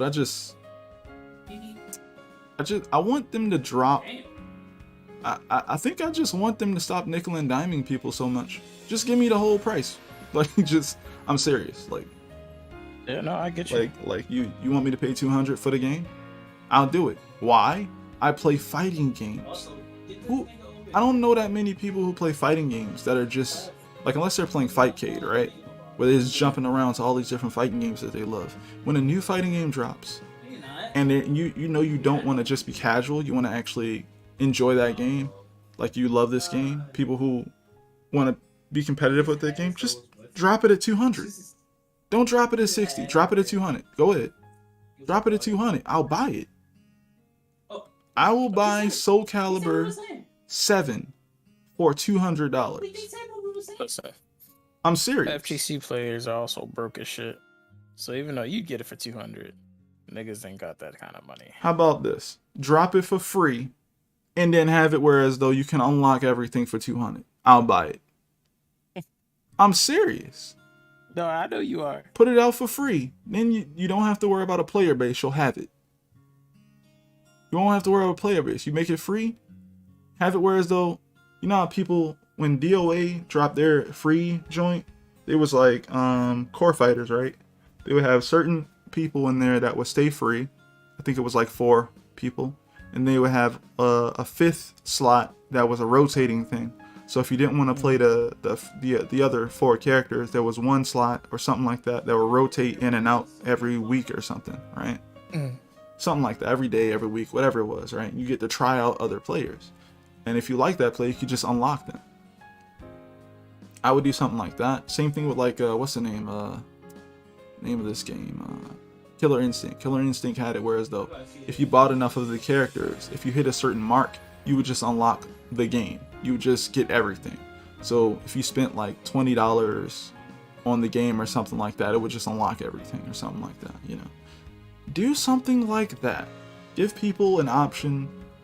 I would say, shoot, some people have favorite characters. Just ask them, what character would you like to play as through this run? Give them a certain base roster, maybe like 6 characters or something like that, and then be like, is there a character you want to play as or unlock right now for like free? And then you can go through the game getting points or something like that. And if they want to unlock more of the game, if they want to put more money into the game, if they hit that mark, unlock the whole game, do something like that. That'd be great. But yeah, I'm just saying, like, it's doable in my opinion. I think that not thinking it's doable is weird. Just work on the game, complete the game. Don't sugarcoat the price of the game.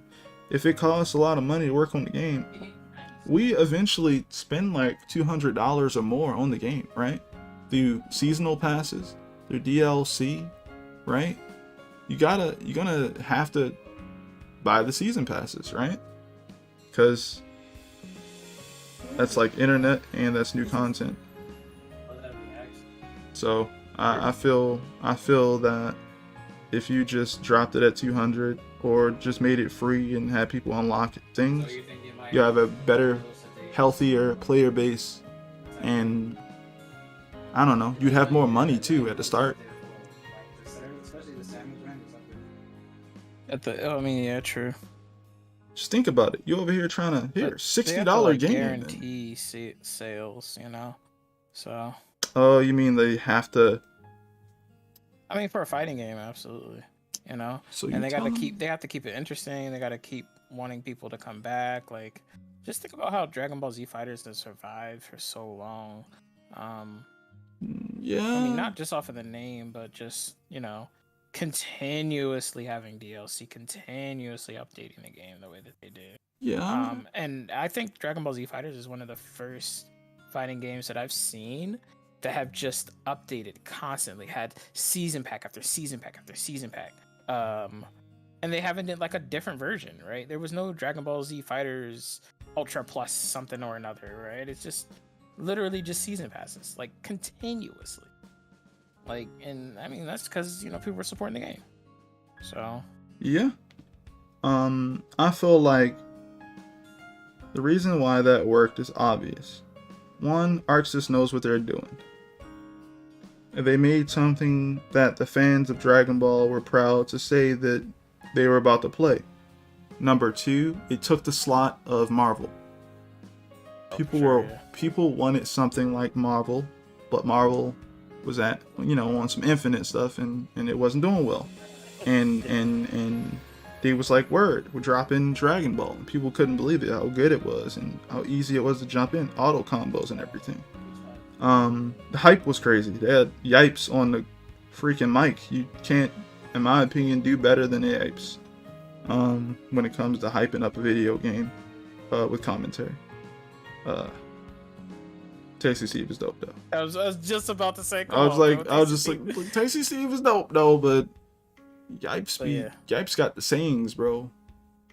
He does. Yipes got the sayings. He is funny. Yes.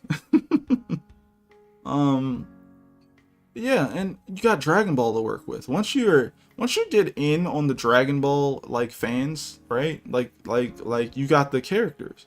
If you can keep the characters rolling out, like they kept them rolling out, and you give them something hype, like Dragon Ball FighterZ production feels like it was in production for longer than what we probably think it was. Yeah. Dragon Ball FighterZ, like the team that worked on it, you can tell they fucking love Dragon Ball too. That was another thing. Yeah, like it felt like a love letter to Dragon Ball.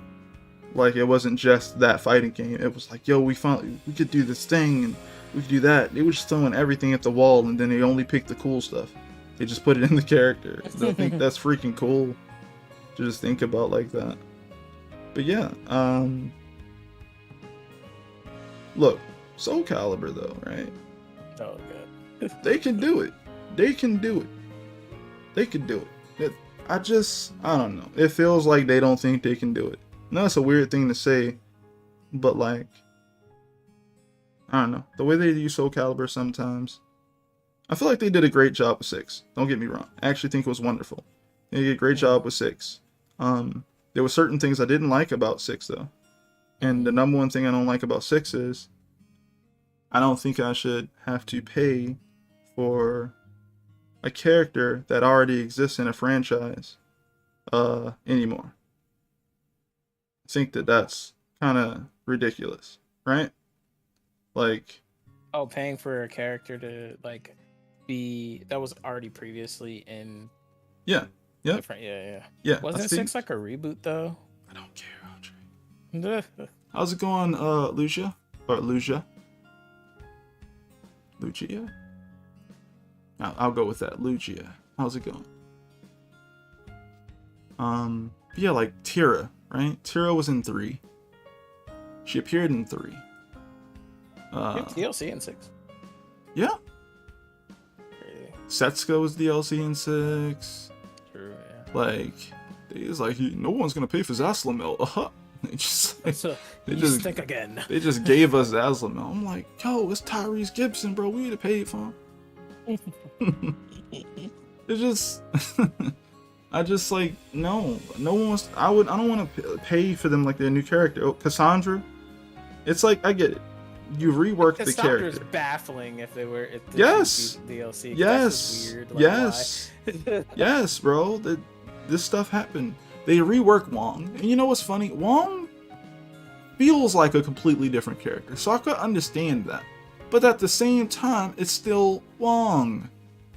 You know, like, make me pay for new characters that don't exist. Make me pay for characters that are from other franchises. That makes sense. Why am I paying for characters that have been in more than 2 games? Like, already. yeah, like Like Soul Calibur 3 was a minute ago. They had a Soul Calibur PSP version. They had a Soul Calibur free joint that dropped in between that. They had 4. They had 5. Like, that's already 3-4 games right there. I'm like, why am I paying for these characters? They already exist. The only people, I know that's not fair. It doesn't matter. It's still right. The only people that's done this correctly is Smash, from what I remember. Yeah, you're right. You ain't wrong about that. Smash be like, word, this character already existed. We're not gonna make you pay for them. Like, here's some new characters. Like, rosters. But they didn't do that until Ultimate, you know. So, but still. That's true. Because the number one thing I disliked about fighting games was they would take something out of the previous fighting game and like wouldn't return it or something like that. What was it? It was they would be like they would have a character and they would take that character out and they would just never bring them back. I remember they did that. It was like they got rid of Roy and then they put Ike in the game. And I was just like, where's Roy? And I was like, well, Martha's still here. I was like, I dislike Marth. And it wasn't that I actually disliked Marth, I just like Roy. So there's that, right? I just was like, I don't want to play as Marth. I want to play as Roy. I want to do my thing with Bobber. You're gonna like it. Where I deflect them and then they burn on fire, and I thought that was cool. I said, this is my fantasy game. Right. My childhood game, and everybody's gonna play it and like it. Yeah, and I just like, no, where's Roy? And they brought him back, and I was like, yeah, I'm sorry, but that's like the greatest fighting game of all time. That's no, you can't make people happier than that. Iconic. Like, I legitimately cried when I saw they put Sora in the game. Like, I looked at that and I just started crying. Sakurai did too. Tears of Blood. Yeah. He was like, I finally did it. I finally did it. I cannot believe that shit. I did it. I got him in the game. I don't even play Smash like that. It was just nice to see. It's like Sakurai saw fan reception and he said, wait, we can make this many people happy with our game if we drop this freaking character. Like at a certain point when you get to this level, you got to start thinking, man, how do I make a decision that makes people happy? You know? Because I feel like fighting games live off of hype and happiness. Like what is it called? Like feeling what is it called? Satisfied, right? Like the satisfaction. Fighting games can be quite competitive, and a lot of the times they don't feel as fulfilling because of how hard it is to get good at them, I would say. The learning curve to fighting games be crazy. But the Smash characters help curve some of that, and also I would say the game direction that's created from the previous Smash games even into this one help curve that, because a lot of people are used to this franchise and they haven't changed it too much to the point where as though that learning curve is steep anymore. It's still relatively the same. And yeah, a lot of video games, a lot of fighting games, they try to do that, but it's harder. It's harder to do that because their games are usually a lot more They're trying to make them a little bit more accessible now. Which I finally. Like. Yeah. Smash has kind of been doing that from the get-go. They've always been making their fighting games quite accessible. And yeah, I don't know. I think it's interesting that Smash ended up where it is. Just based off of how it was doing. Will you go near them? Go near them? Yeah, near them.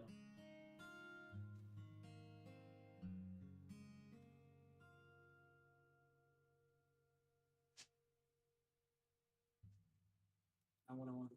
Why is it?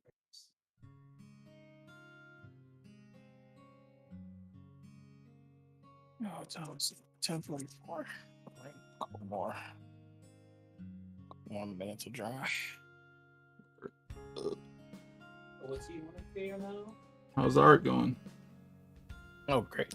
Yeah, I'm like when I tell you, like, I'm just now that I'm just over the whole like again needing to be in like working for a studio and everything like that. I'm just focused on like honing my process. Like now that I feel comfortable drawing and everything, I'm like, okay, let's do this for a while. Try to solve some issues that I'm having with certain things that I'm trying to do.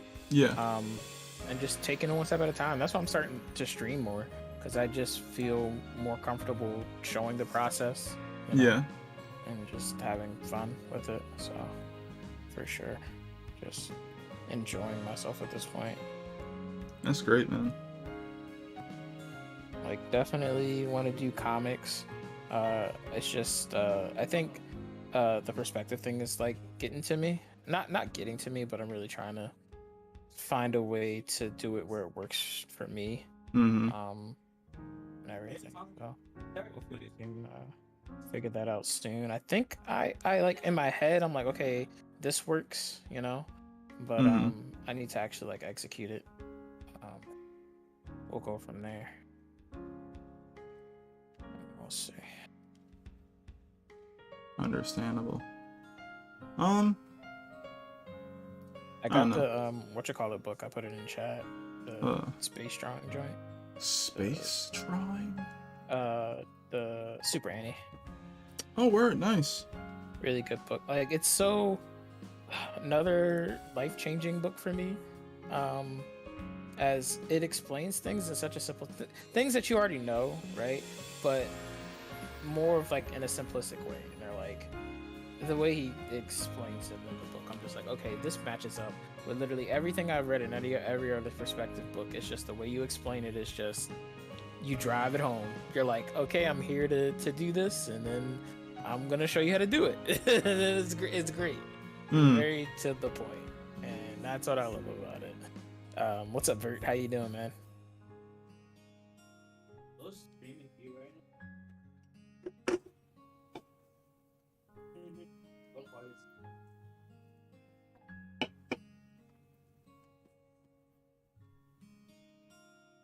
I'm probably gonna rock with that book for a little bit. It's helping me understand. Well, it's not helping me understand, but more so helping me apply perspective in a way that makes it work. If that makes sense, because it's like, what exactly are you struggling with perspective, though? Well, okay, so making things look more dimensional was my issue, right? Because I get 1 point, 2 point, and 3 point. Like, I can explain it all day, every day. I've read about it, I've done it, Yeah. But there were just aspects of the things that I was doing that was very like, okay, I'm following the perspective, but why does this look flat, and just, it was the lines that I was making, the way I was thinking about it when I was doing it. I was being too technical with it, Yeah. and not applying, like, okay, when things, like, he said something about his, like, okay, so, God, what did he say in the book? Now I can't even remember it. That's why I'm trying to like read it every day. But it's like okay, when something gets closer to the horizon line, of course you're thinking like, the further it goes back into distance, the smaller it gets. But he drives home in his book, he's like, I just don't want you to think something gets smaller, right? Like, you just just make it smaller. Like, it's like these lines, as it goes back, this, like, he was doing cubes, he's like, okay, this aspect of the cube, do you see the spaces in between it getting narrow, like at very particular points? And I mean narrower at the parts where he's like, don't make it longer, like, it needs to be narrower as it's going back into space for like vertically, right? And then horizontal, like depending on the perspective that you do. He was giving like very like, okay, here are the common perspectives, like here are the ratios and everything, he's just like, you don't have to use these as a T, but it's a great way to start. And I'm like, okay, all this is like just great information. Like, I feel like every perspective book that I read, it's just very technical, right? Like, it's good information to know and how to do it. And it's like, once you learn how to do those grids and stuff like that, it's like, great. But it would just depend on like, I think I was getting it at over time, but it wasn't pointed out to me about things like surface. I think the surfaces of planes was something that I was paying attention to, but I really wasn't paying attention to the length of their spaces as they go back into space, right? Because as he was saying in the book, I was just like, oh, just make it smaller, but make sure it's the same size, you know. That's what I was thinking. That's where it got mechanical for me. Word. Yeah, Lugia, shonen manga. You can check it out on you can check out my comic called The Divinity on webtoons. Oh, you talking chat. Yeah. What did you say? Hi, I just got back from a Christian bingo with my grandmother. Oh, okay. Christian mingle. I'm playing. Not mingle. Did you win? Did you get bingo? Did your grandmother get bingo? Also, I'm streaming with my friend Chris or Altrodesi, streaming on YouTube. I don't know if you see the YouTube link I posted, but that's his stream. Hello.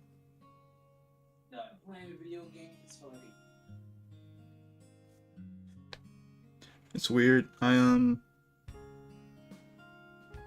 I stopped caring so much about technical application, I would say a couple months back,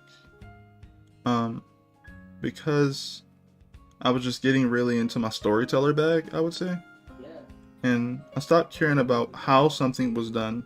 I more so cared about why or when I wanted to do it.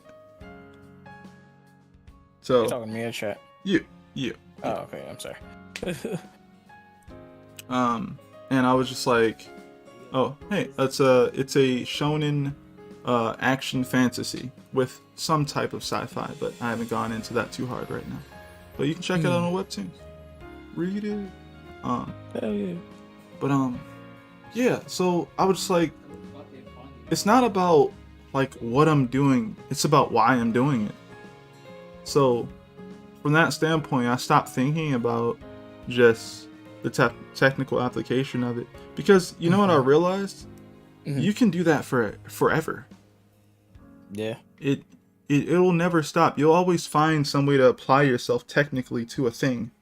You can be like, yo, like if I draw this car from this perspective, then the wheels converge in the middle, which makes the car look really weird, but like, this is a real perspective type, and I can do this. And it's like, yes, you can.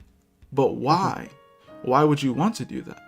What type of effect does it have when a person views that thing in that particular perspective? Or what job does that thing serve? You know, for example, if you were to do an interior shot of a room, it's about what visual information you want to give or withhold the person looking at that when you choose to shoot that shot, you know. So if it's just like, here's a room, in order to see the fullness of the room, you could do, I forget what it's called, but like if you want someone to like see the ceiling, if the ceiling is important, you want to shoot it from like not necessarily worm's eye view, but the camera will be tilted towards the ceiling so you can see a bit of the ceiling, so you get a more fullness of the room. And then if you didn't want to do that, if you wanted to show them the area where everyone could be standing, you know, so you get a really good understanding of what's around that room, what's blocking things off. You want to have the camera from the top view looking down on things, you know, that type of thing. So it's all about what information you want to convey or withhold the reader, you know, or the person looking at the image.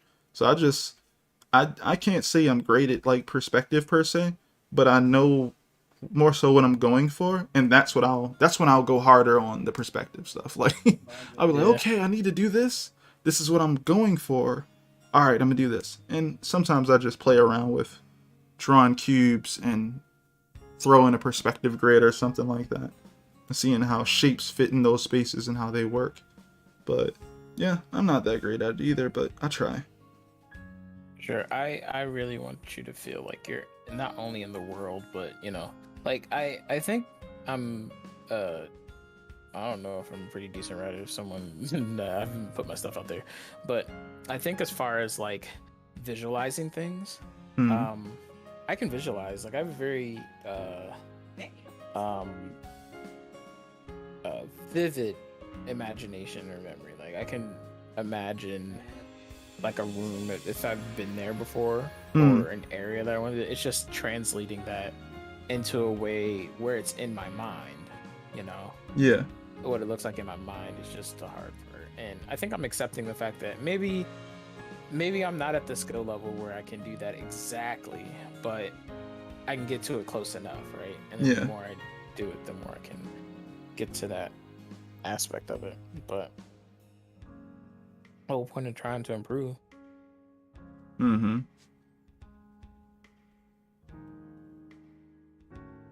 Oh, thank you, Lucia.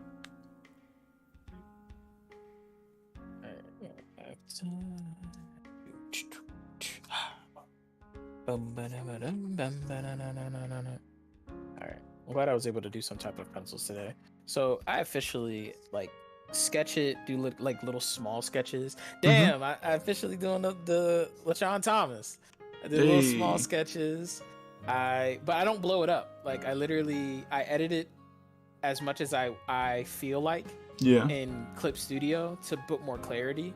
And then I just kind of clean it up. I print it, then I clean it up a bit more, and then I do another like final edit, you know, and then I do my mechanical pencil, like where I'm like, okay, now I'm confident that I can get the lines the way that I need to get them, you know. And it's just like I kind of just go back and forth that way. Yeah, man. I always say, well, not always say, but I'm saying these days, experimentation really is great. If you can allow yourself to experiment, you'll grow a lot more. That's how my process has worked with me. This is the first chapter, like I said, where I'm actually going out my way to try and complete it digitally. I've slowly been going, okay, I'll incorporate using digital here and there, or this and that, but I've never completely liked it. It always felt weird to me. But now I'm finally like, okay, you know what? Using digital isn't so bad. And now I'm like trying to do it all digital real quick. And I'm saying real quick because I still don't like it completely, man. Like, it just doesn't feel as natural. But the thing that I'm not doing is making it feel like a job. It may be work, but making it feel like a job is not what I'm going for. I'm trying my best to make my process feel fun and interesting. That way my brain doesn't get lax. It doesn't get bored. It's not stuck in a monotonous type thing like, oh, I do this and I do that, then I do this and I do that. It's like, no. Like, I'm actually thinking about the forms I'm putting down, shapes, taking advantage of lasso tool and all that type of stuff at will, cleaning things up, and yeah, I'm also allowing myself time to get used to it. If I rush through this, I'll only create something bad. Because I'm just getting used to it. I feel you on that one. Like, that was my whole problem. Like, I'm like, I can tell, like, when I look back on my art, like, there are some things that I'm all like, oh, that wasn't that bad. But there are other things where I can, like, tell I wasn't having fun, right? Like, I wasn't interested in it. Like, yeah, for sure. And I think no matter the subject, you can tell when someone's actually enjoying what they're doing or not. Like, 100%. Alright, we're gonna clean this bad boy up another day. But we're definitely gonna save it and then upload it to the drive. I gotta clean out my my regular hard drive on my PC, because my base drive in my computer is only like 200 something gigabytes, and I don't know what the fuck is eating up the memory, but I need to clean it out. What sites you been going to, Andre? Oh my god. Them sites you going to, OG son, them sites, man. No, it's just a whole bunch of saved stuff on here that I just didn't organize yet. Gotta Now be my careful. external hard drives have more than enough space. That's where like everything goes. Like I Mhm. wish I can, when I'm downloading and uploading stuff in the Clip Studio, that you can change where it saves, because I know it's going into that clip folder on my main computer and it's just eating up space each time I do a scan or a download or whatever. Like it's just eating up the space for me to have them in there for a couple seconds. So I'm probably gonna move it, delete it, move it, delete it. That way it's not like, because once I get the red bar, I'm like, oh shit, I gotta find something to clean up again. Annoying. We both won something. Oh, nice. What happened? Example: foot fetishes. No, I don't have foot fetishes on my PC.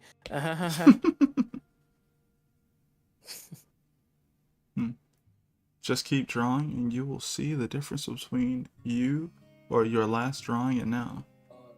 Yep. It's very important. How did you feel about it? That's also true. I've definitely like looking at my old work, I've come a very, very long way. Like holy shit. Honestly, if I would have told myself 10 years I would be even remotely close to what I wanted, I would have believed myself and worked even harder and been there sooner. That's funny. I don't really know if I would have told myself anything. I just think about it now and I'm just like, yo, I'd rather not say anything. I might change history. I might change something and mess something up for someone. I think I'm just gonna... Oops, forgot to load this. Having good art is difficult, but when you keep your art, when you keep at it, when you keep drawing, your art will evolve like Pokemon. Yeah, I feel like, you see, the crazy thing, right? It's not just your art. I feel like I don't really think about getting better at art much anymore. Like, art is a part of what I do. I think of myself as a storyteller. And I'm trying to tell better stories. No matter what those stories are, I'm trying to get better at that. There's a certain thing like, it's like a storytelling ability or prowess that you see in any good movie or comic book that you read or check out. And I feel like you go through this journey where you're just trying to learn how to draw. And then when you learn how to draw, you've only really learned how to draw the things you cared about drawing on a very surface level. Which means cool stuff, whatever you think is cool. It's a lot of dynamic poses, people holding swords or weapons, or this dude's got a cool jacket on and he's leaning over and he's look cool, right? He's got like cool shoes. And it's like, yeah, right? That's dope, right? But when you find like your voice and you actually go, wait, I don't just want to draw that. I want to actually start working on how I want people to feel when they see it. A lot of people think that they don't have that ability. They don't know if that even exists. They just want to draw what they want to draw. But when you start going, no, I'm a storyteller and I want to force people to feel sad, and you start drawing images with that in mind, that's when you start getting actually better at not just drawing, but like the ability to illustrate something, the ability to evoke emotion in something, and someone said something, right? To actually put your feelings and emotion into your art so that when people check it out, they feel how you want them to feel. And depending on all the techniques you've gained to that purpose, helps position your own artistic flair, your own artistic voice, you know? That's what I'm trying to work towards. I know I can get better at art. I've learned the process of getting better at art. I've learned that through years of being like, you want to do this better? You go check out this book. You go learn this information, you practice it, and you keep doing that until you drill yourself on it, until you try to do all these different things to just keep yourself remembering all this information. But the information doesn't mean nothing unless you're using it consistently. A person who works for a car company and their job is to draw cars all day and come up with like new designs based off of old ones, those guys can do what Kim Jong-gi does for cars. They can just sit there and go, this is gonna be a Nissan high rise or something. I made that up, right? Nissan whatever, right? And they just can see all the different parts in their head and just draw the car. But as soon as they're like, yo, I'm about to draw a comic about nature and some guy who's traveling, they will not remember how to draw that car if it's been years. It doesn't matter how many years they drew that car from memory. They're going to be like, yo, I draw nature now. That's what I really want to draw. I only did that because I had to, and that was a job. So imagine having the skills to do that, but the thing you're putting your time and effort into is something you actually want to do, like your comic. Well, then everything you do, your studies, your sketches, the pictures you take reference of, your interests, all culminates into the project you're working on. So there's nothing wasted. Like if you want to make a comic about martial arts, not only that, but you're into martial arts. You like actually competing. You take images of people who do martial arts when you're at competitions. You take those images and you do sketches of those people. And then you go write a story about those people based off of people you actually know. You didn't waste any time or any effort. Everything you've done goes into that project. You don't have any sketches that are wasted. They're all usable. That's when you're synergizing the things you really want to do. That's what I'm trying to get to. That's what I'm trying to get more of into.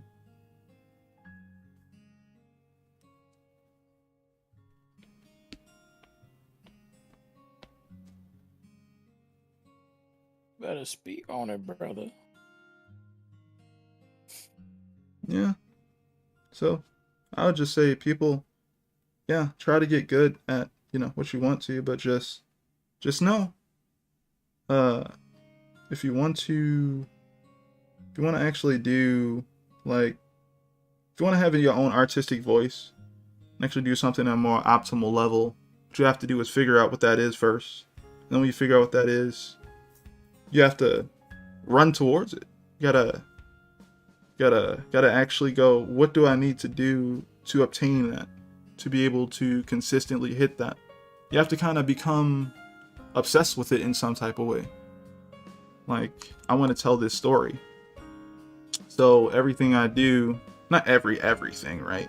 But everything I do when it comes to the story, I'm trying to add something to it to tell the exact story I'm trying to tell.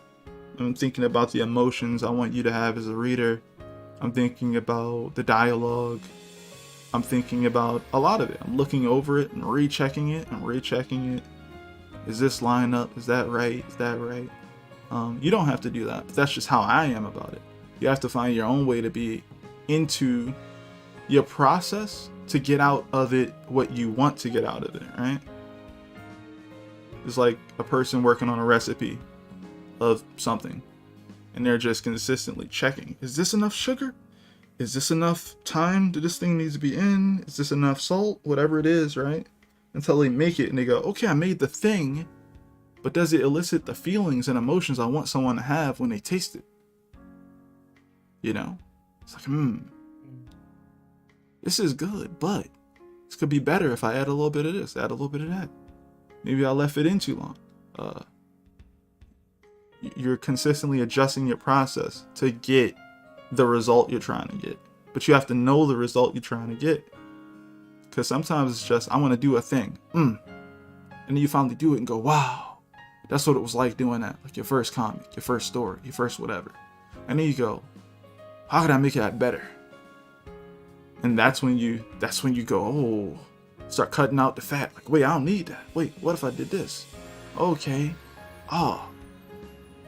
Like, what if you go to yourself, yo, I want to make people cry. Like, there's a very very specific type of visual novel genre. Like, yo, I want them to cry. I want them to hurt. like on some villain stuff. Like, I want to give them the best character ever, and then I want to rip that person away. And I want to make them cry. I want to make them feel pain. I want to make them feel sad. You know? But you want it to be worth it to cry. You want them to have something worth crying about. You can't just make someone cry. Like, you have to actually put something in there that can make enough people relate to this person or this situation or care about this character, so that when that thing happens, the sadness hits them, and hits them too, because it wasn't just like they were watching a character who got to know that character. They were there too. They were a part of it. We're not drawing scenes of something happen in someone's life. We are creating experiences that the reader gets to experience while reading the story. We're creating moments that we want people to feel when they're reading the story. Not read and go, wow, this is what happened to such and such. We want them to feel it too. And when you can combine all that, that's when you get those comics, those stories where they don't feel like you're reading a comic. It feels like you're experiencing the comic. You're not even reading anymore, because it's set up. The layout design is so good, you're not even working to read it. It's just fun. It just makes sense to go from this panel to that one. And then boom, that happens. And you're like, oh my god. You stay on that one. You go to the next panel. I'm trying to make that type of experience. I'm trying to make Levius. Oh, you like Levius like that? No, I just named the manga. Oh. It was literally the first manga that came out. Nah. But Real is crazy. Don't read it. Oh god. Don't read Real, man, unless you got a box of tissues next to you, man. Like, salute. Seriously, look, don't read Real, man. I'm not. One day I'm gonna read it and I'm gonna cry, because it was raining in Barnes and Nobles that day, man. That's all I gotta say. Like, oh man, I was really reading through, like, oh, this is the guy who worked on like Vagabond and Slam Dunk. This looks pretty cool. I wonder what it's about. It says Real on it. All right, I guess it's called Real. All right. The art looks nice to me. I'm gonna read a couple pages. It was real, all right. What is this running down my face? This guy's a villain. I gotta close this book. How dare he? I am a man. No. Put this book down. It's like, oh man, don't look. Real is so good, man. I've only probably checked out about 3 chapters of it, and I will probably not read it for a good while. It's too good. Chris, what? He drawn. We both drawn. Gucci said you're not drawing. Gucci, I'm drawing, bro. See that? Now, who told you to walk over here and put your little paws on my drawings? Oh, Emma? Yeah.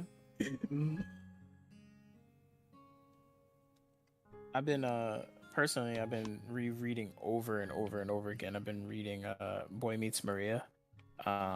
What's that? It is a manga by the author. He went by Pio. P-E-Y-O. Okay. And he was making another manga that looked really, really good, but unfortunately he passed away 2 years ago during the pandemic. Is this the person you brought up some time ago? Yeah. And you were looking at like the pages. Yeah. Yeah, I'm super inspired by his work. And I'm like, yo, this is it. This is like, this is what I'm shooting for. Like, literally, like, I don't know. This is how I want to like tell stories and stuff like that. It's like super inspiring to me. So rest in peace, man. Rest in peace, man. You should check out that new one shot by the Chainsaw Man creator. Oh yeah, I have that. I have it bookmarked since I don't put it in chat.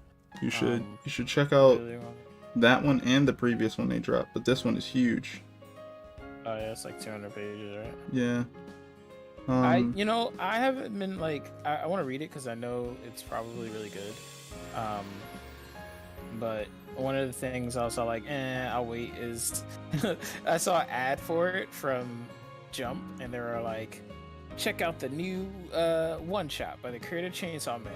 This manga is gonna change the genre altogether, and I'm like, okay. All right, so look. Don't wait. I'm telling you, it's good. I haven't even read Chainsaw Man. And I know I've read all of Chainsaw Man. Oh, you have? Oh yeah, for sure. Yeah. Oh, good. Well, look. On my Twitter, I like very frequently show like read Chainsaw Man on my not safe for work account. Oh, I word. don't care. I want people to read.